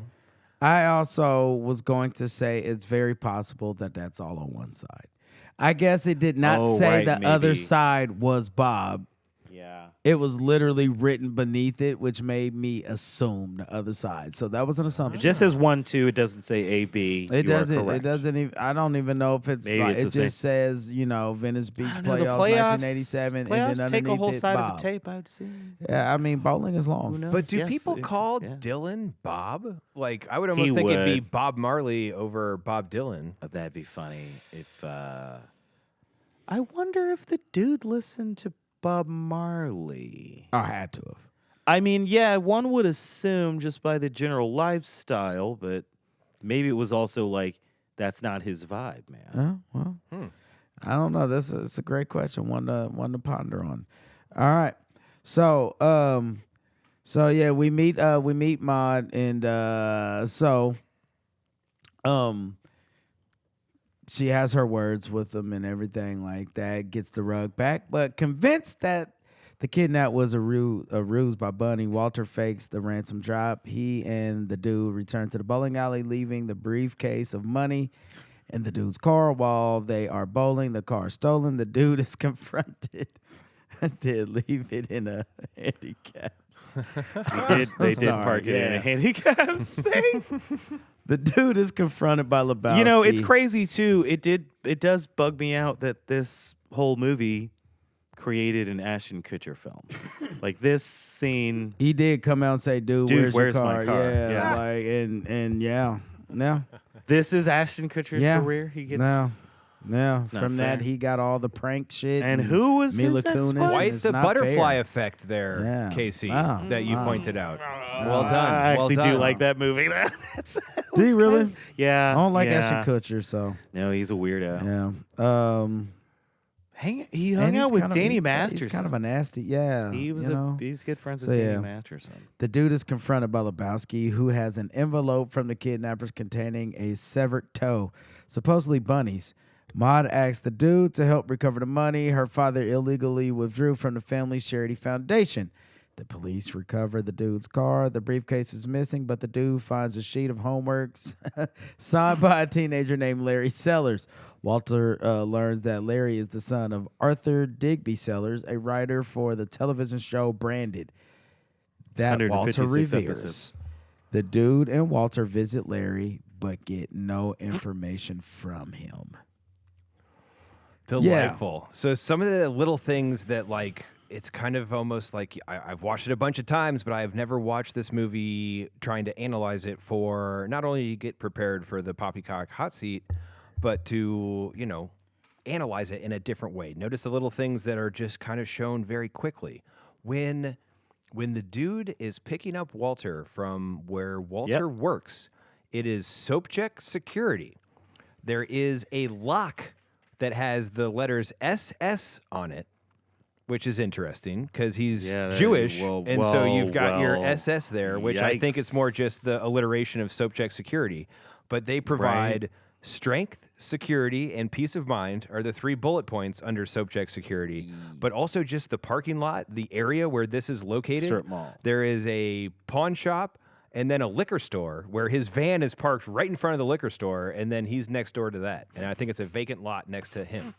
He probably owns that property too, though. And like we tried to, I couldn't see with high enough definition, even on the Blu-ray, like the things that are for sale in Walter's fucking soap check security store. Like there's one T-shirt, but then a bunch of just little gadgets and shit. And so it's probably like spying on your unfaithful spouse or some shit. I'm guessing that like Teddy bear with maybe a after camera in his it. marriage fell apart, maybe he was being cheated on, and so then he had definitely to have drove his all wife these- away from Yeah, home. he had to have all these various spy gadgets, and then he just turned that into a security company. Because what the fuck else is a veteran going to do who's not being taken care of by their country? Right. Yeah, he Right. served his country. He saw his friends die. So like faces you know, down so in the much light. stuff like I said happened in those little let's talk about the botched delivery of the money. So yeah, like, you know, he thinks he's gonna get $20,000 to deliver this briefcase of $1 million. Walter brings a ringer, which is a case filled with his whites. With his whites. Dirty undies. Laundry day. And he brings an Uzi And, wrapped in in bubble badly wrapped in badly paper. wrapped in bubble tape. Or Also, bubble wrap in slight poppycock Yeah. I will throw out here with this botched handoff and him jumping out of the car and all that stuff because they have a plan that's a fake plan and then they get a call.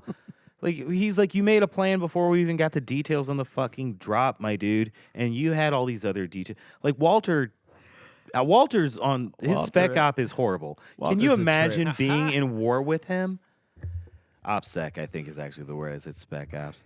That's a video game. Listen. He's the type you want in a foxhole with you. I'll tell you that much. Absolutely. He's ready for Only it at because all he's times. going to take a bullet before I do because he's going to run out. That's exactly in why. front. Yeah, that's exactly why He's he our want meat his shield. ass out there. He's Yeah, our meat meat shield. shield. There's that Classic word meat again. shield. There you go. There it is. And yeah, so I thought it was absolutely hilarious. This fool just jumped out this car, like just And he rolls and and then Let's take this hill. Like he's literally still in he's fucking still in Vietnam. Vietnam. in he his say, mind. he No. he like even thinks that he says run the car at 15 miles per hour. Yeah. And then Yeah. you double back. Like he just I'll thinks beat he it has, out of him. yeah, I'll yeah. beat it out That's of the him. That's the plan. It's that's that the plan. easy. Okay, It's perfect so in its simplicity. to Yeah. think that there's $1 million on the line here in a bag and a human body, and he's going to grab one of. How many other people did he think would be there that he could just grab one and beat it out of them? I don't know, but they obviously never watched Fargo. Otherwise, they would have known that $1 million wasn't in that. Yeah. Or we can go back to the No Country for Old Men 45-pound sack of fucking bills. So what we're learning is the Coens put have some no dirty idea. draws in the ringer. The Coens have no idea to try how to much fake money them out weighs. on weight. They have no idea how much money weighs. These two seems boys to be don't consistent. understand. Although it is hilarious that there's a couple phone books in the briefcase afterwards, and that's supposed to be how much the money would weigh. Money would weigh. Yeah. Phone books I actually do feel like would be a good starter. It's a good starter for weight, but tightly you could tell. packed bills, when they're fresh bills and they're tightly packed like that, like it's a different type of volume. And so when there's so many of these things and they fill out something, like it just really adds to the sheer weight of what it is. No doubt. I'm with you. I'm with you. You know, we came back on the music that was Hotel Del California, but we haven't really talked about Jesus yet. We have not. And before we move too deeply, there's only really one thing with Jesus that I feel like we can talk about. Let's touch on it. Go ahead. So he's going door to door. Yes. He's going door to door to tell people that he's a pederast. And dude is rocking a serious, and I'm talking serious pants bulge while he is walking door to door to talk to these fucking neighbors. And so, like, and Ed pointed this out, when he's wearing his purple cat suit, that bulge is not there. So we've got this emphatic, giant, and like those pants are tight, but they're not even super duper tight. Like that's just, that looks like, I came up with 3 possibilities of what this could possibly be. That's which is got to one, be the pants slack. There's a fluffer on set. There's a fluffer on set because the Coens thought it would be hilarious if there was a dude with a pretty full, 3/4 That's chub a cucumber wrapped going in half to tinfoil. half. That's option 1. The other option is it's a prosthetic. We've talked about Boogie Nights, just like Marky Mark had in Boogie Nights. They do It's know a how to boogie prosthetic. in So you LA. put a fucking dildo in there, and then it's going to be funny because this dude's rocking a serious bulge. Or also, option he's number going 3, around being a pederast and being like, obviously I'm a pederast, but obviously I don't need to be with kids. I have all this. I'm What packing. I'm just Obviously, now, I don't need like, Option picking 3. up on. Okay, let's give Go us ahead. number 3. Option 3. It's really cold in the bowling alley. So the dude's always packing, but it's just cold in the bowling alley, so he's kind of... Yo, my man's has 0 bulge in the bowling alley. I don't care how cold it is. You don't go from like mid-thigh to nothing. And he's really rocking the moves too, where as a person Muhammad Ali inspired. I dress in a lot of different clothing, and I had a talk with my friend Becky last night about how, though I do wear skirts, there's a lot of making sure that I'm not just holding my purse in front of me and blocking the bidness. Yeah. There's nothing here. So in the jumpsuit for this role, it is stated that Turturro thought the role would be bigger. He made it bigger. And he made a whole goddamn movie that he directed about this pederast. And in response to it, they let him pretty much make up this character, flesh out the role, if you will. Yeah. And which included the ball shining with Liam. Yes, I did actually love the ball shining. The balls, that's great and this dance after the strike, which Turturro said was inspired by Muhammad Ali. In what fucking way? How the fuck is that Muhammad Ali? Muhammad would dance on your ass at the drop of a dime. Yeah, okay. Yeah. I guess it's that. Yeah. Well, and with Jesus being a sex offender, it probably does burn when he pees. Now, did Or you see sting when he pees? All right, go back to when he's going door to door, please. Can I get this visual just one more time? Not for the bulge.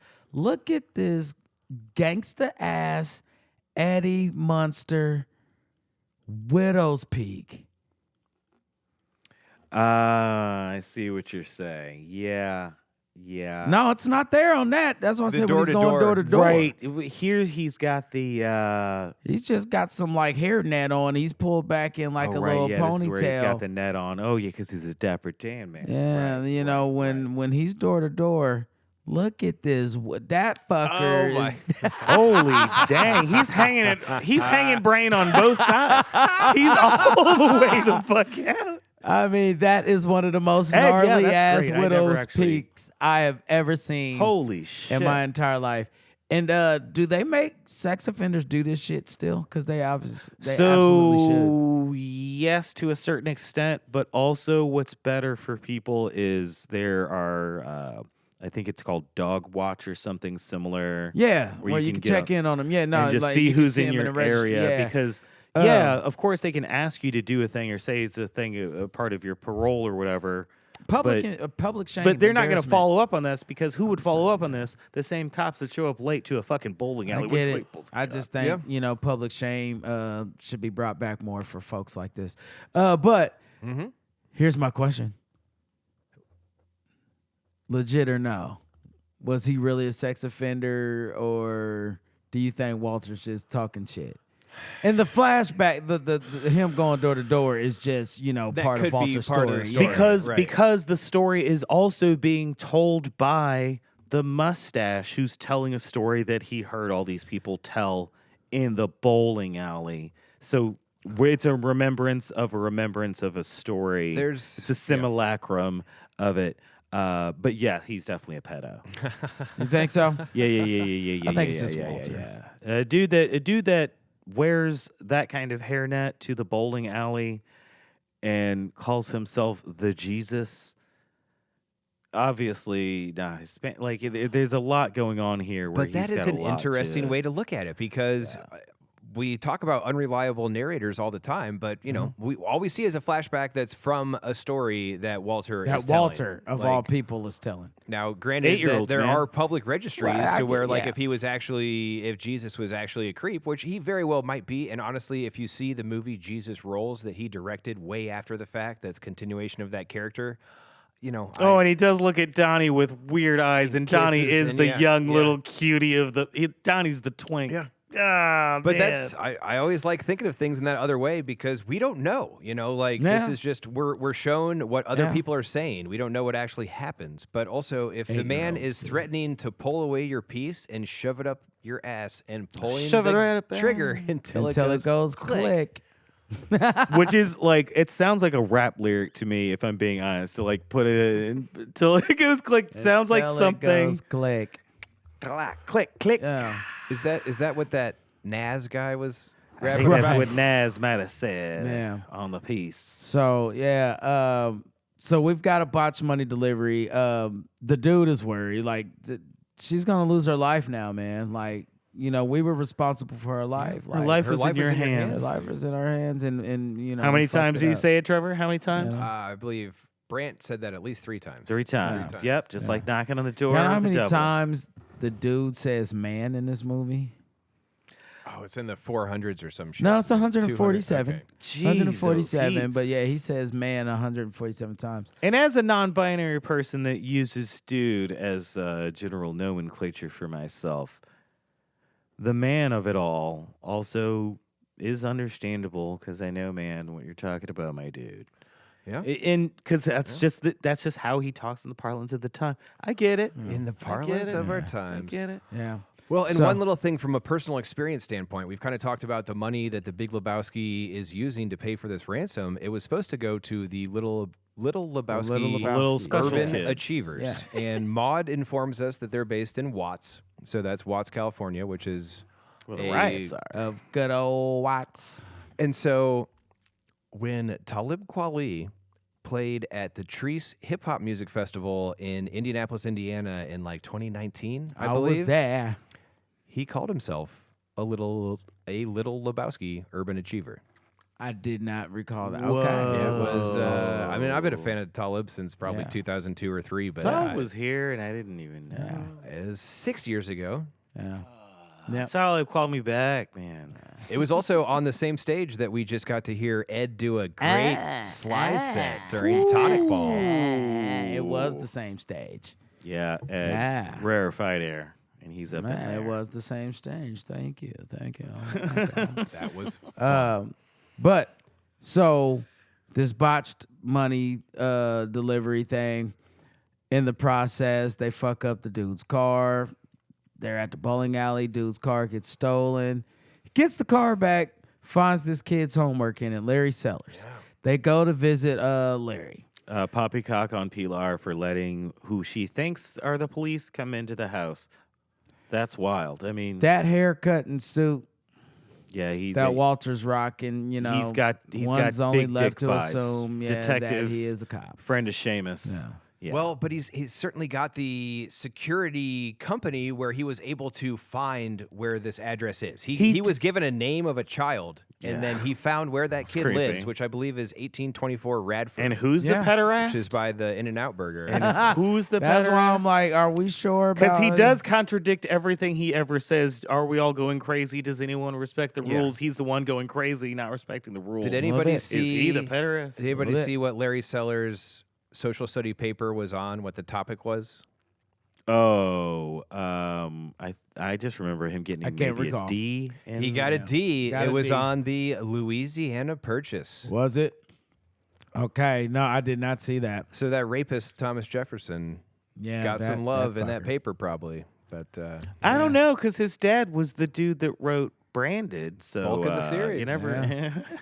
Was it his dad or granddad? I don't even think that kid was you're Larry. killing your father, Larry. I don't even think father. that kid was. Oh yeah, he does say that, killing but that fucker in that iron lung was old. Right, it's probably a trophy wife in the parlance of our times. Oh, Pilar's the trophy wife. No, Pilar's the housekeeper. The housekeeper. And I don't. No, think Pilar's the mother. That's. No, I never picked up. Yeah, that's not what I never. I think that Walter Sobchak did his research on Larry Sellers. He found out that this woman who was helping take care, like she might be a nurse, live-in, housekeeper, hospice, something. Oh, yeah. But She's he like, learned does he what her write name anymore? was because he said Pilar right when she opens the He door. did say and I that, think that's what put her at ease, is that like, oh, they already know or some shit. Or she's just doing her job and not trying to get in the way of shit. I'm just doing my job. But little Larry with his D on the Louisiana Purchase. Right. And I love him. How many times does the dude get head trauma?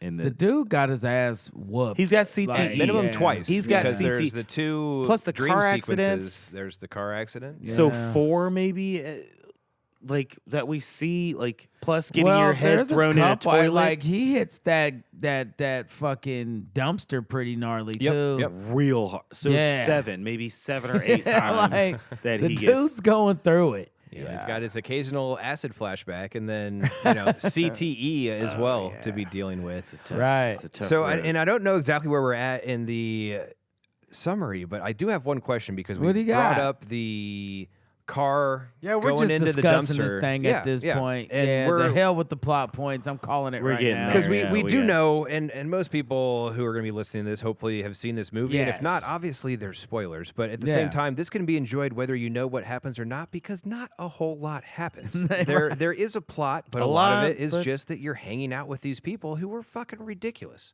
Absolutely ridiculous. But they do some hilarious shit, and there's some kind-hearted tender and they moments. don't walk away from the shit that they're walking into constantly. Like all of this stuff could constantly be avoided by them just saying, "I'm out. I don't want to participate in this anymore." But the dude just keeps abiding, and Walter's also like invested. Yeah, he's trying to get this fucking cash that we're into. Right. Yeah, and these people don't do anything, Jackie. but they just go bowling. But then they're like, "Oh, also, your car got burned." Yeah. So we find out that Larry Sellers doesn't have the money because ultimately they have to leave because there's a neighbor who bought a Corvette, and when Walter thinks he's destroying Larry's car, it actually turns out to be a neighbor. They leave. They go to In-N-Out Burger. The dude doesn't eat anything, which I think that's where you can tell the dude is really pissed off. It's very sad. But then not too far from here also, those is burgers when, aren't good. Yeah, well, if you get a rodeo style, I've heard it's pretty decent, but that's also comparatively towards what, like a McDonald's or something? Yeah. Oh, I prefer mine Amazonian style, but go on. All right. I've only been in LA. I've only been in LA a couple times, but we eventually get to Jackie Treehorn, and we've heard of Jackie Treehorn earlier. We've seen the log jamming movie that Maude shows the dude that has The Carl Beaver Hungus flick. in it and fucking Bunny Lebowski. But we finally meet Jackie Treehorn, and was Roadhouse in '87? We've been talking about '87, but I might be off on when that actually. No, because that's no Dirty Dancing's '87. Okay, yeah. So, but we think definitely it's have '89. We have the bad guy from Roadhouse. This is Brad Wesley, and so we've got our second Roadhouse person in addition to Sam Elliott. But also, so there's actually this... Roadhouse was in 2024, and it was Fuck you, Gyllenhaal. It was starring Jake Gyllenhaal. And so much CGI work on his abs. Go on. So Jackie Treehorn's pad, and this was something that I wanted to kind of talk about because I did find some, and this isn't about the Big Lebowski, but this is about that very specific house. It's been used in other movies. One of them is Charlie's Angels, Full Throttle. One of them is Bandits with Billy Bob Thornton in 2001. Is that the one with Bernie Mac? Quite possibly. I believe so. Yeah. But this house was also the site of Rihanna's 27th birthday party with attendees Jay-Z, Mick Jagger, and Leo DiCaprio. And they knew that Leo was okay because Rihanna was turning 27, so she was too old for his tastes. He wasn't on the invite list until that year. But then this same house has been the site of music videos for Doja Cat, Nelly, Babyface, and Pharrell. Babyface? Yeah. Oh, yeah, we know Babyface. Indianapolis. You're a highway around here or something. Babyface. Yeah. God dang. That place. Okay, that so Jackie Treehorn's man. place is okay. That's like the big. It's a Hollywood the high spot. ceilings, those long couches.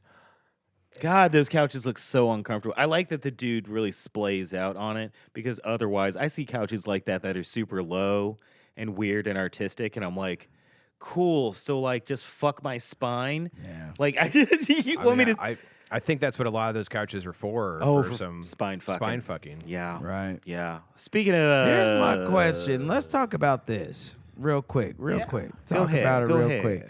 Why couldn't Bunny just let Jeff know she's in deep with this porn guy? He knows she did porn. Because she does not want to talk to this pretentious asshole. I mean, she just wants like. So let's come up with this extravagant anything to not talk. plot, Yes, anything to not talk to which that is dude. like just highly illegal. The dude that hangs out with kids and tries to get pictures with celebrities, and then rolls around in his chair near his fireplace and hangs out with his boy. Like, yeah, she does anything to get away from him. Okay. Yeah. I've always been led to believe. dude. I've always been led to believe that Bunny wasn't any part of the kidnapping plot. That she was just off gallivanting in some other place, and the people who. So Oh, right, Uli, yeah, she does Uli know. was one of the nihilists, and he knew her. Maybe Uli knew that Bunny was going to be gone. Okay. For a week or so, and so Okay. they're like, "All right, we're going to come up with this plan to." Okay.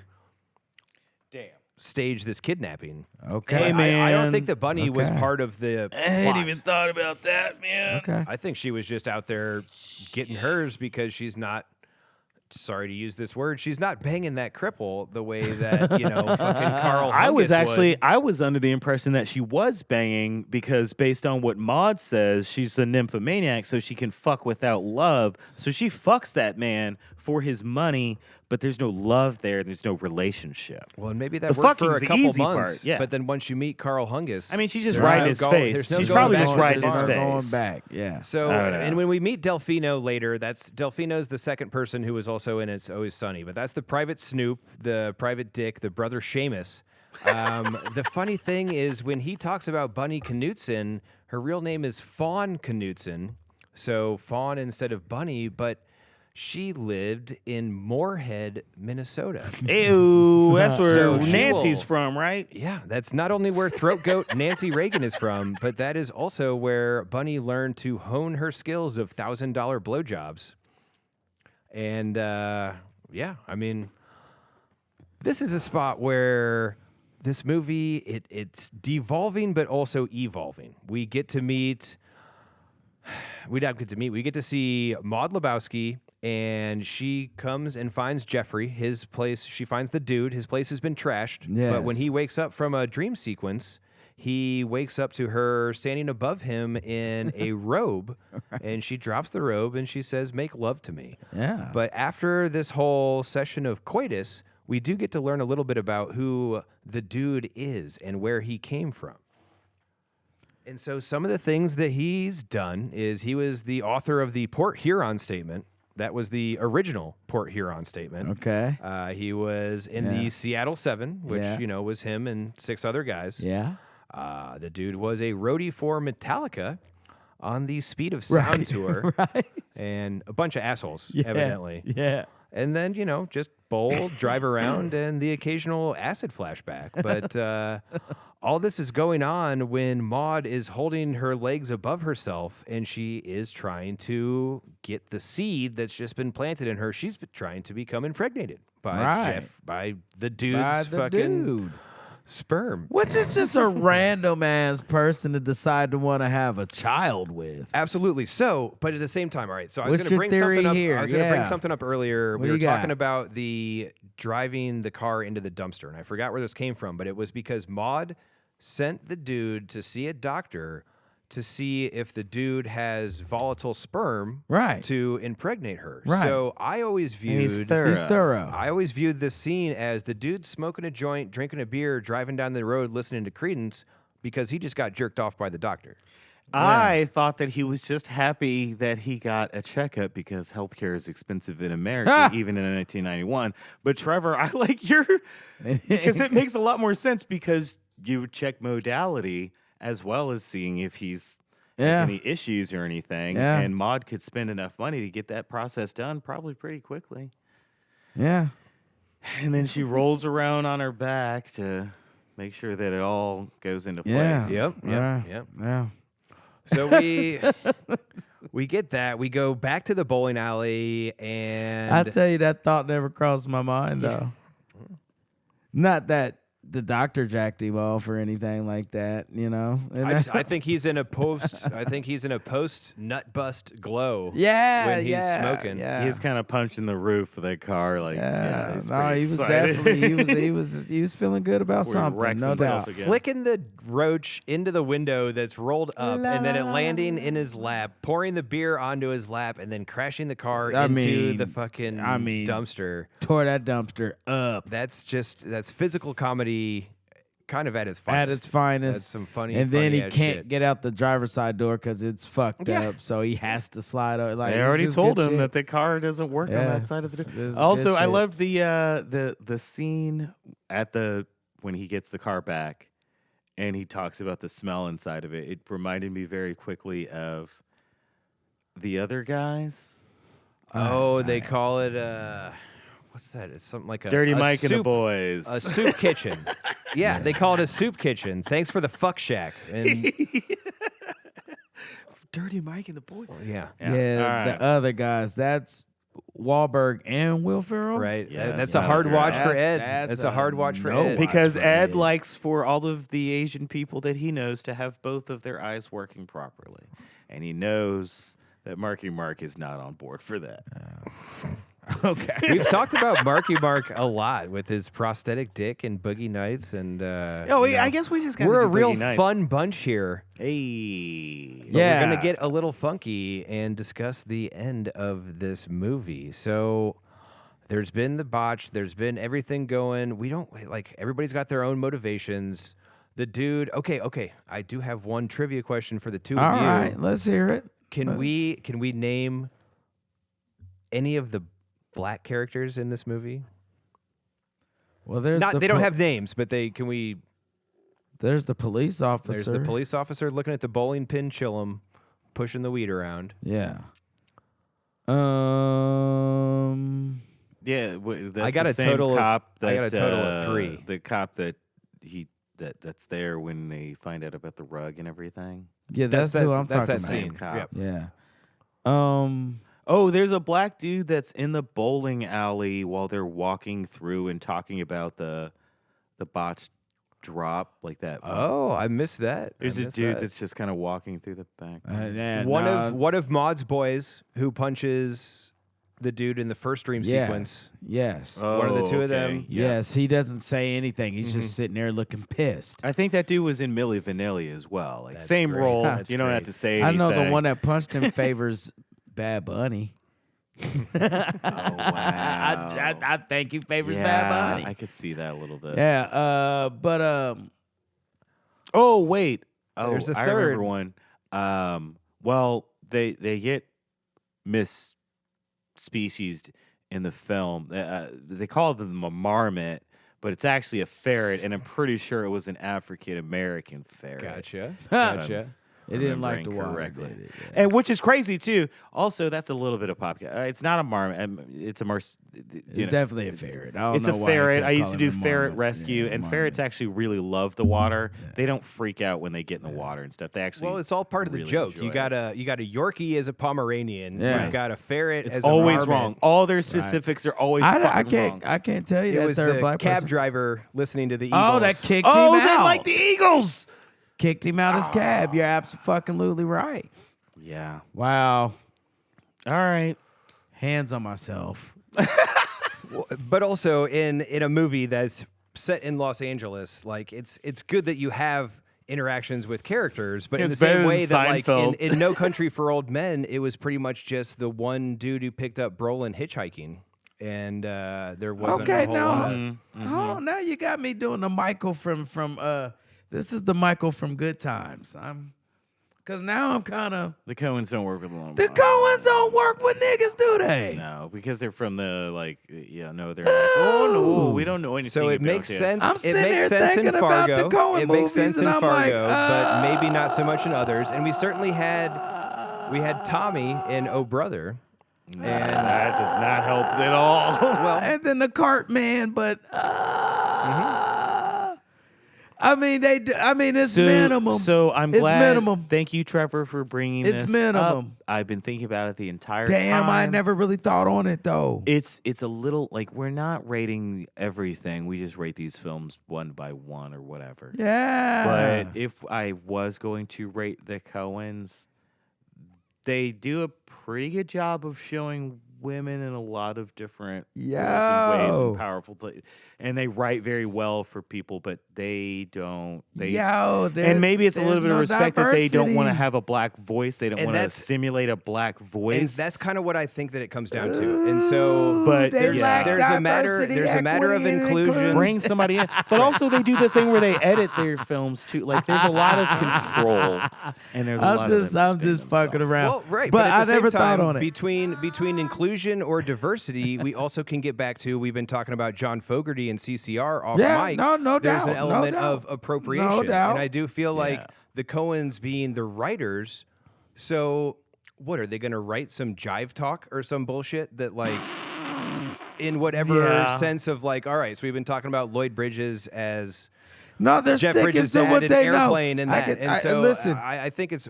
Listen, I just never... That it's an appreciation to not try to be an John appropriating... Goodman literally said the only improvised line is when he calls him a human... Paraquat.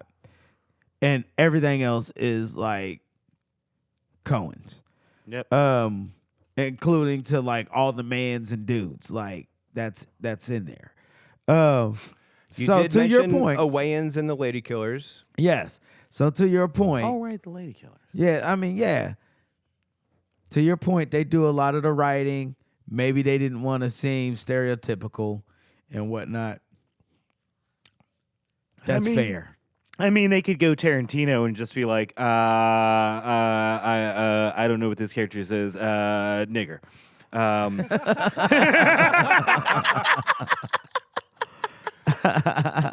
But it is something that I didn't necessarily think of when enjoying some of these movies separately. Nah, I never thinking thought about on it as a whole.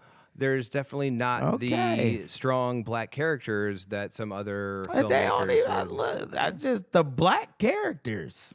Just the in general, black characters. Like characters with names. Like black characters with names. Yeah, we know about the Bechdel test of like having two people of a marginalized gender talking with each other and not talking about a male driving the plot forward. Yeah. The Coens, if we were going to do that in a color palette, they're fucking paper towel white. Like they're not. I just never thought about it. I never even thought about it. It's just not really an issue for them. They just.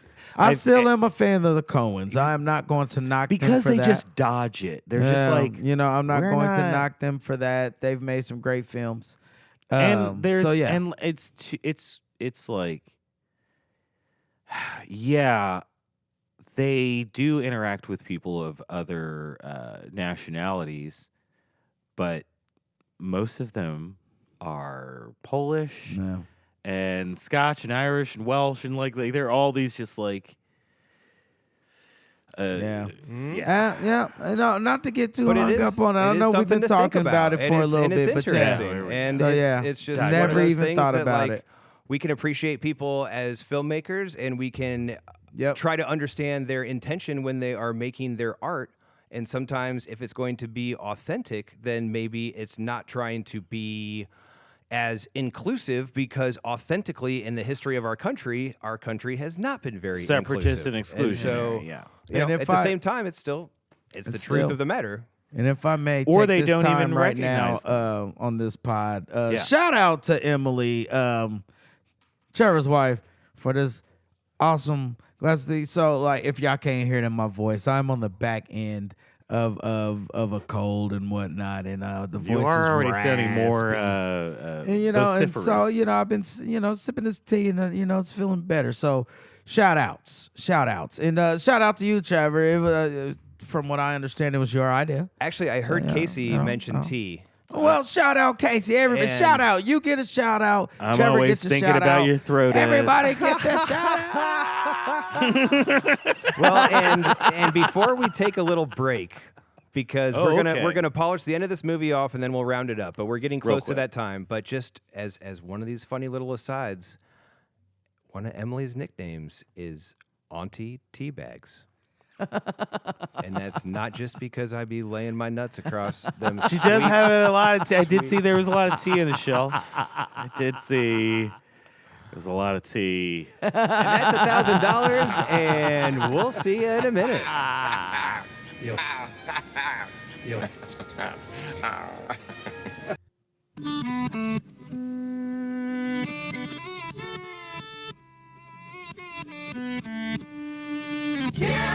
Yeah, oh yeah, what condition my condition was in. I woke up this morning with the sun down, shining in. Okay, so we're waking back up. We're back into this film.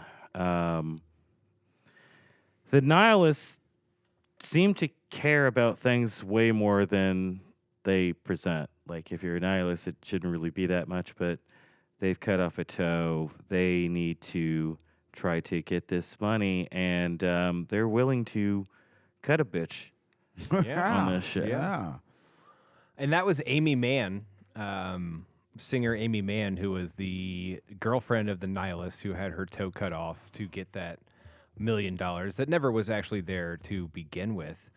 But the nihilists have tracked Walter and the dude and Donnie to the bowling alley and have set the dude's car on fire. And so I think we can kind of finally point towards... fucking killed it, man. We can kind of point towards this is like the climax of the movie. Absolutely. Where a lot of things have been happening plot-wise, but this is when shit's really going down. And because Walter kind of pushes everything along in ways of being like, and then we'll just do this other thing, or we'll go bowling.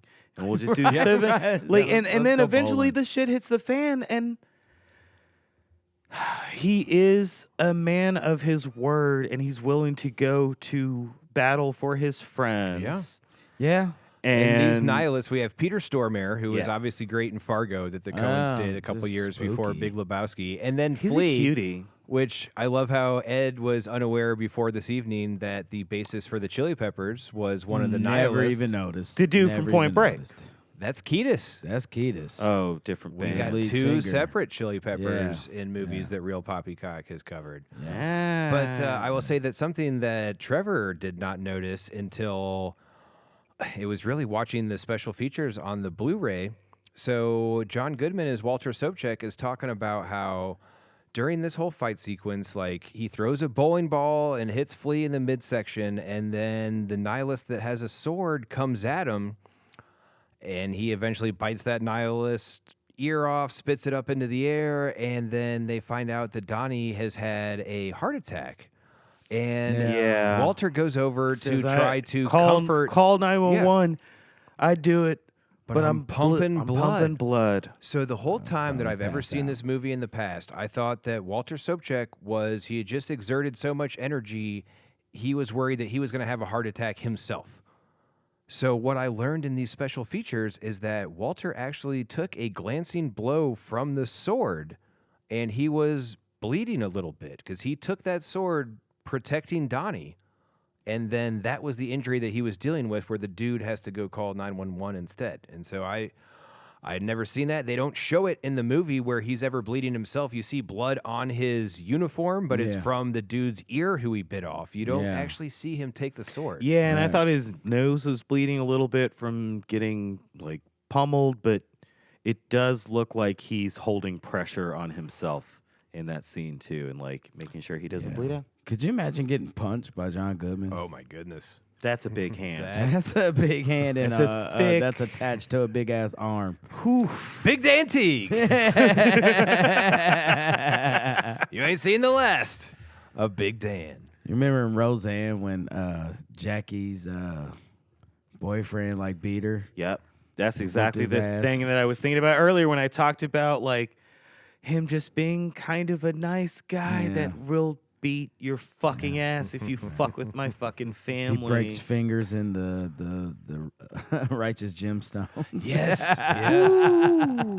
Yo, okay, we're about to round this up. Yeah. But I'm going to put something on the record here. I think it'd be very easy for us to do. I'm going to make y'all, I'm pimping y'all out for a Patreon, and we're going to do some Righteous Gemstones.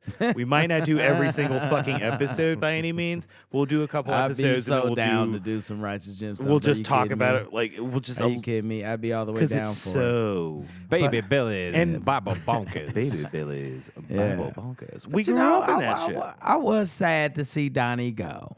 Yeah, I loved Donnie. He's such a pure, innocent heart. He likes surfing, and this was dedicated just too his much. life. He They had bowling. Swords and everything like that. This was too much for Donnie. Donnie, could not. And Donnie likes film, and he likes being a person in L.A. Like, he doesn't have to live there, but he definitely seems to really enjoy himself, and he likes his friends. I don't know. Sometimes there's just groups where you're like, I'll hang with these people because nobody else wants to chill with me. Yeah, and that's my team. And they don't, and they're not bad. And like, sometimes they're all you're good friends team. with a lunatic, and you know that he means well, but he's a fucking lunatic. Yeah. And so then you kind of just let some stuff slide. But we go to the funeral home, and the prices of urns are $300 to $1,800 or something like that. So then, of course, Walter just goes to Ralph's and gets a fucking Folgers can. Folgers can. So then they go I out. like that they cut that scene out, too, of him coming back with the Folgers. Right. Oh, right. He just asks about the Ralphs. And then we go to the beach, or we go to the cliff where they do the eulogy and the ceremony for where Donnie. these men died. At Quezon and Lawn Duck in Hill 234 or whatever the fuck it is. And he fucking What does like it have to do with Vietnam?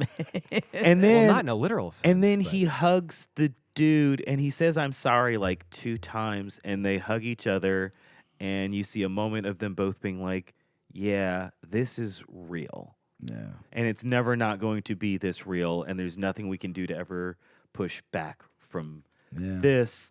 But And I'm then, sorry because I don't know how to change. In typical fashion, let's go bowling. Fuck it, dude. Let's go get a bowling. couple of They red do. sodas. And they go Sometimes bowling. the bear eats you. And You get to see the sometimes stranger bear. again and whatnot. Here's my question. Let's go. Stranger, real or not? I think the stranger is our narrator of this whole thing. I don't know if anybody is real except for the stranger in my world. Okay. Interesting, because it could be in the same way as the person on the railway cart in Oh Brother, where is that a supernatural person who these people have interacted with, or is this someone who exists in the world, the actual world of? Because no the one's film? ever He gets no some one's talked to sarsaparilla. him except the bartender, Gary and the dude. So it's wild because which did make me think this movie was going to be in Indiana with the Gary connection. But I just and all the Midwest of it all. I was just curious. And there was another one of those we found where until subtitles were something I was watching with movies, I always thought sometimes you eat the bar, like BAR, and I sometimes the bar eats you. I agreed with you on that. I thought the same thing, and I thought it was like, something what- about passing out and being drunk. I saw the subtitles. I'm like, really? Yeah, Bear? It's bear. Bear? That's just the way that Sam Elliott talks. But I mean, I guess it's gay coded a little bit. That the dude is definitely a fucking bear. That's a bear. But I think a good way to wrap this up is with the stranger and Sam Elliott. The dude abides. I don't know about you, but I take comfort in that. It's good knowing he's out there, the dude, taking her easy for all of us sinners. Shh. I sure hope he makes the finals. Now look at me going off rambling again. But if we're rambling, we could be rounding up. Ooh, that's right.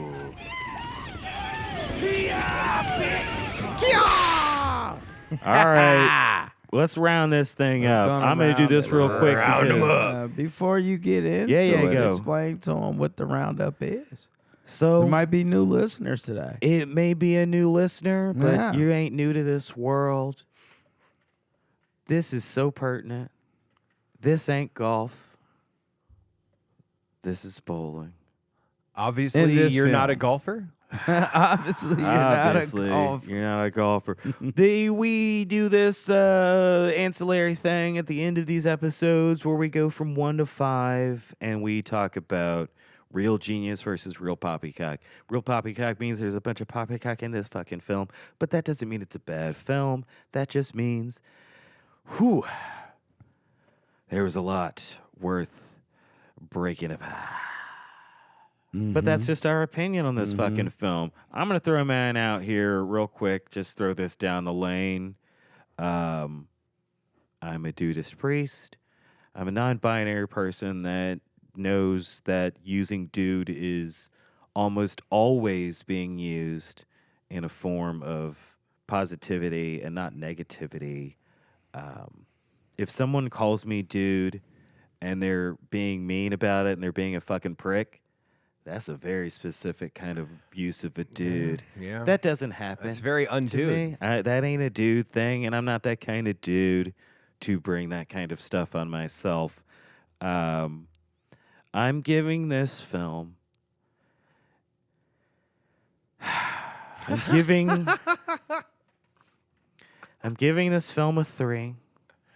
We're going right down the middle here. Right down the middle of that bowling lane. It's a 300 game. That's pretty solid. Like that's. There you go. I'm on the team. We're contenders if we're doing consistent 300s. Personally, I definitely have done quite a few 4s. But I will say it's a 3 in this reality. But in truth, this is a perfect film that's worth seeing and watching and just having on at any time. Yeah. So, a 3 from KC. I will go next, and we'll let the birthday boy round out the roundup. So, for me, it's a Coen Brothers film. There's not much wrong that the Coen brothers do, in my opinion. They're very skilled writers, directors, producers, and editors. They know exactly what they want and what they're going for going into the films. As we stated, there was literally one improvised line in this movie. The rest is the Coens. This one, before we started recording, I was telling the co-host here, this is the Seinfeld of films. Like, it's just like a movie about absolutely fucking nothing. And I kind of think that's what you like about it. It's Curb. It's Curb Your Enthusiasm. Yeah. It's funny. It's hilarious. It's well written. It's well acted. It's a comedy. The Poppycocks that you could call on it, you can negate in the name of comedy. So it's really not much. I mean, it's such a part of like American, it's a cult classic, American nostalgia, film history. I mean, it's few and far between that you'll find someone that can't quote this movie or hasn't seen it, or that's like, I don't like it. There's not.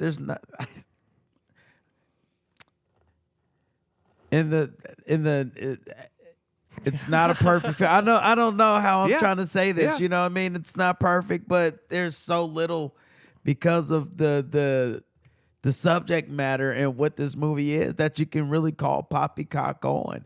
And so if you take it for what it is, a hilarious comedy about fucking nothing that is executed superbly by everyone in it, then it's a 1.5. 1.5. Yeah, there you go. That's a 1.5. I like it. All right. So this being my choice for the Coen Brothers for my birthday flick, I'm going to go with a little personal history. So this movie came out in 1998. Yeah. I believe that in 98 or 99, my friend Tom Aroney. I've known Tom since I was about 5 years old, but he had a couple of our friends over and we watched it, and it was kind of just like, well, there's this movie that's weird. Nothing really happens. There's some boobs in it. And, I was 15 years old. I was like, okay. And I remember thinking, like, this is weird as fuck. But this was probably before I was, imbibing like the dude was on any sort of regular basis. And I just don't necessarily think I got it. But I still didn't dislike it. So then over the course of time, you just start to appreciate some of the little things in the movie. Like, so Walter has dog tags on. He's also got his wedding ring from Cynthia Ackerman. Like, he's still wearing that on his dog tags. Those are the things that mean the most to him in life. He's not moved on from Vietnam. He's not moved on from his previous marriage. Like, this is a truly tragic character, still keeping the dog, who's played in hilarity because they are so off the wall lunatic. He's not even keeping that dog. He's taking that dog while his ex-wife needs a dog sitter. Yeah.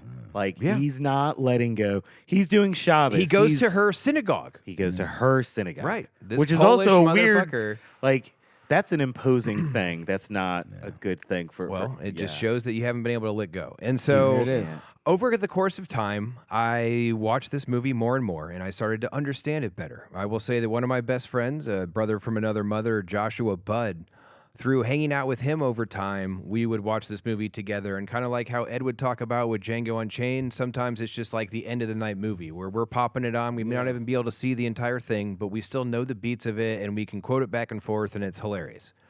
So to continue on with that, there's these beautiful dream sequences in the movie, and one specific dream sequence that features Saddam Hussein, and then it features Julianne Moore in this awesome Viking costume, and the dude, basically, he's like Carl Hungus in Logjam, he's the repairman. He's here to fix the cable, but what he's going to do is, jam some logs into Maud's long booty, as we've said earlier. He's just trying to help his lady friend conceive, man. So a couple years ago for Halloween, my wife Emily and myself, we did our best Maud and dude from that dream sequence costume. And so for the viewers at home, this is us in that outfit. This actually was seen, a band from Indiana, Disco, was playing in Burlington, Vermont near Halloween for a Halloween show with the band The Magic Beans. Emily grew up in Vermont. Casey's been putting Vermont maple syrup in their White Russian. Emily is one of my favorite Caucasians. Yeah. So I figured if I was going to be having Caucasians tonight, I'm going to try to do it in a respectful way for the home that I am in. Delightful. And the maple actually has helped a bunch for this. Honestly, people at home, if you're going to make a Caucasian, I went with almond creamer and Vermont syrup, and it really did kick this up a whole nother level. Beautiful. Yeah, beautiful. We're rambling. I do go on. Well, and so the whole thing is like, this isn't a perfect movie, but it's kind of perfect for a mood that can be created by just enjoying people they're in settings that are ridiculous, but they're kind of like somewhat normal people. Whether we actually know these people in real life or not, we could imagine knowing people like this. And they're put in these extraordinary situations, and how they deal with it is maybe how we would deal with it. But it's easy to digest. It gets better with repeated viewings. Yeah. And it clearly has a history with myself. I would feel remiss if I rated it anything other than a 1, while still understanding that there's plenty of poppycock in it, but it's one of those that like it's so well acted, it's so well written. There's detail. Shit's deeper than even you kind of think about. So when the dude's all fucked up and he says, Jackie Treehorn treats objects like women, man. So the thing is Jackie Treehorn's talking about this interactive porn technology of the future. He's talking about actually VR using porn. an object and treating it like a woman. Yes. And so it's like it's supposed to be like the dude's just not making any sense. But he's and I making think a lot of perfect times, sense. Or we as Walter people, is saying that these people are lying about all these toes and stuff. Yeah. And he's making it perfect up, sense. But he's right. Right. So I think a lot of times we as a society look at people like the dude, like, you know, somebody who the square community wouldn't give a shit about, and we underestimate them.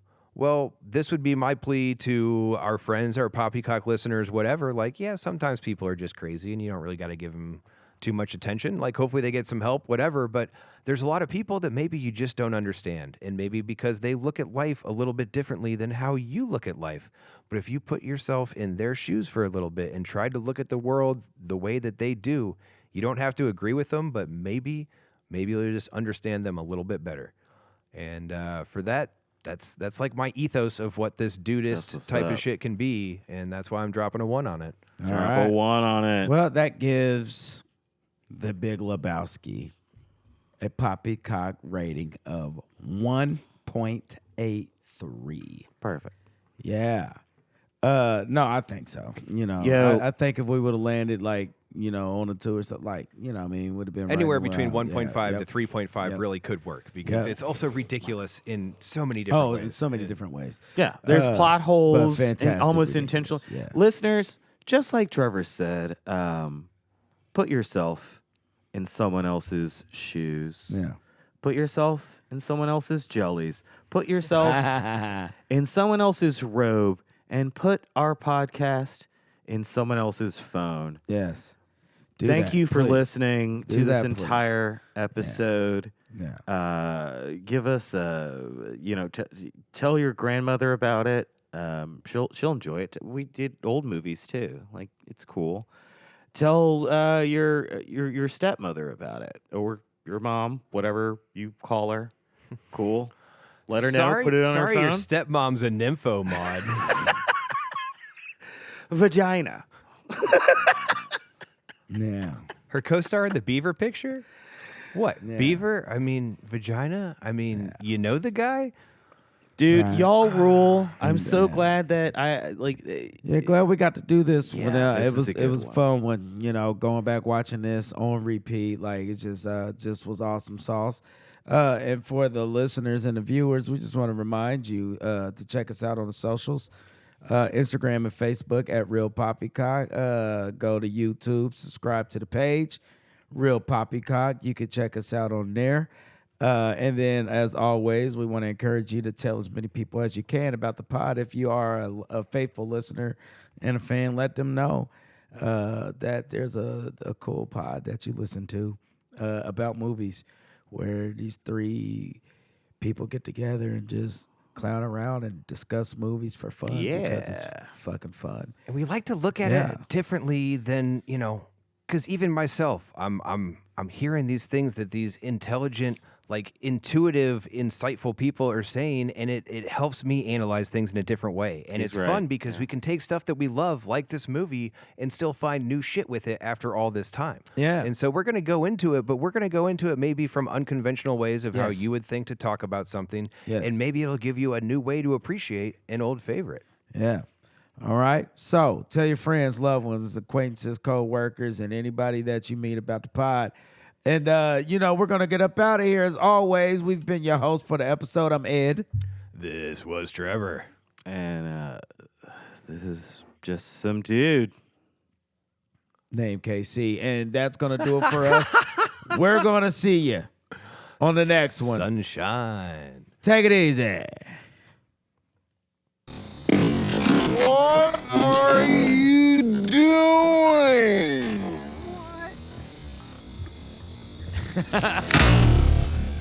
Here you go, Larry. Oh, You see what happens? You see what happens, Larry? You see what happens? This is what happens, Larry. You see what happens, Larry? You see what happens when you find a stranger in the Alps?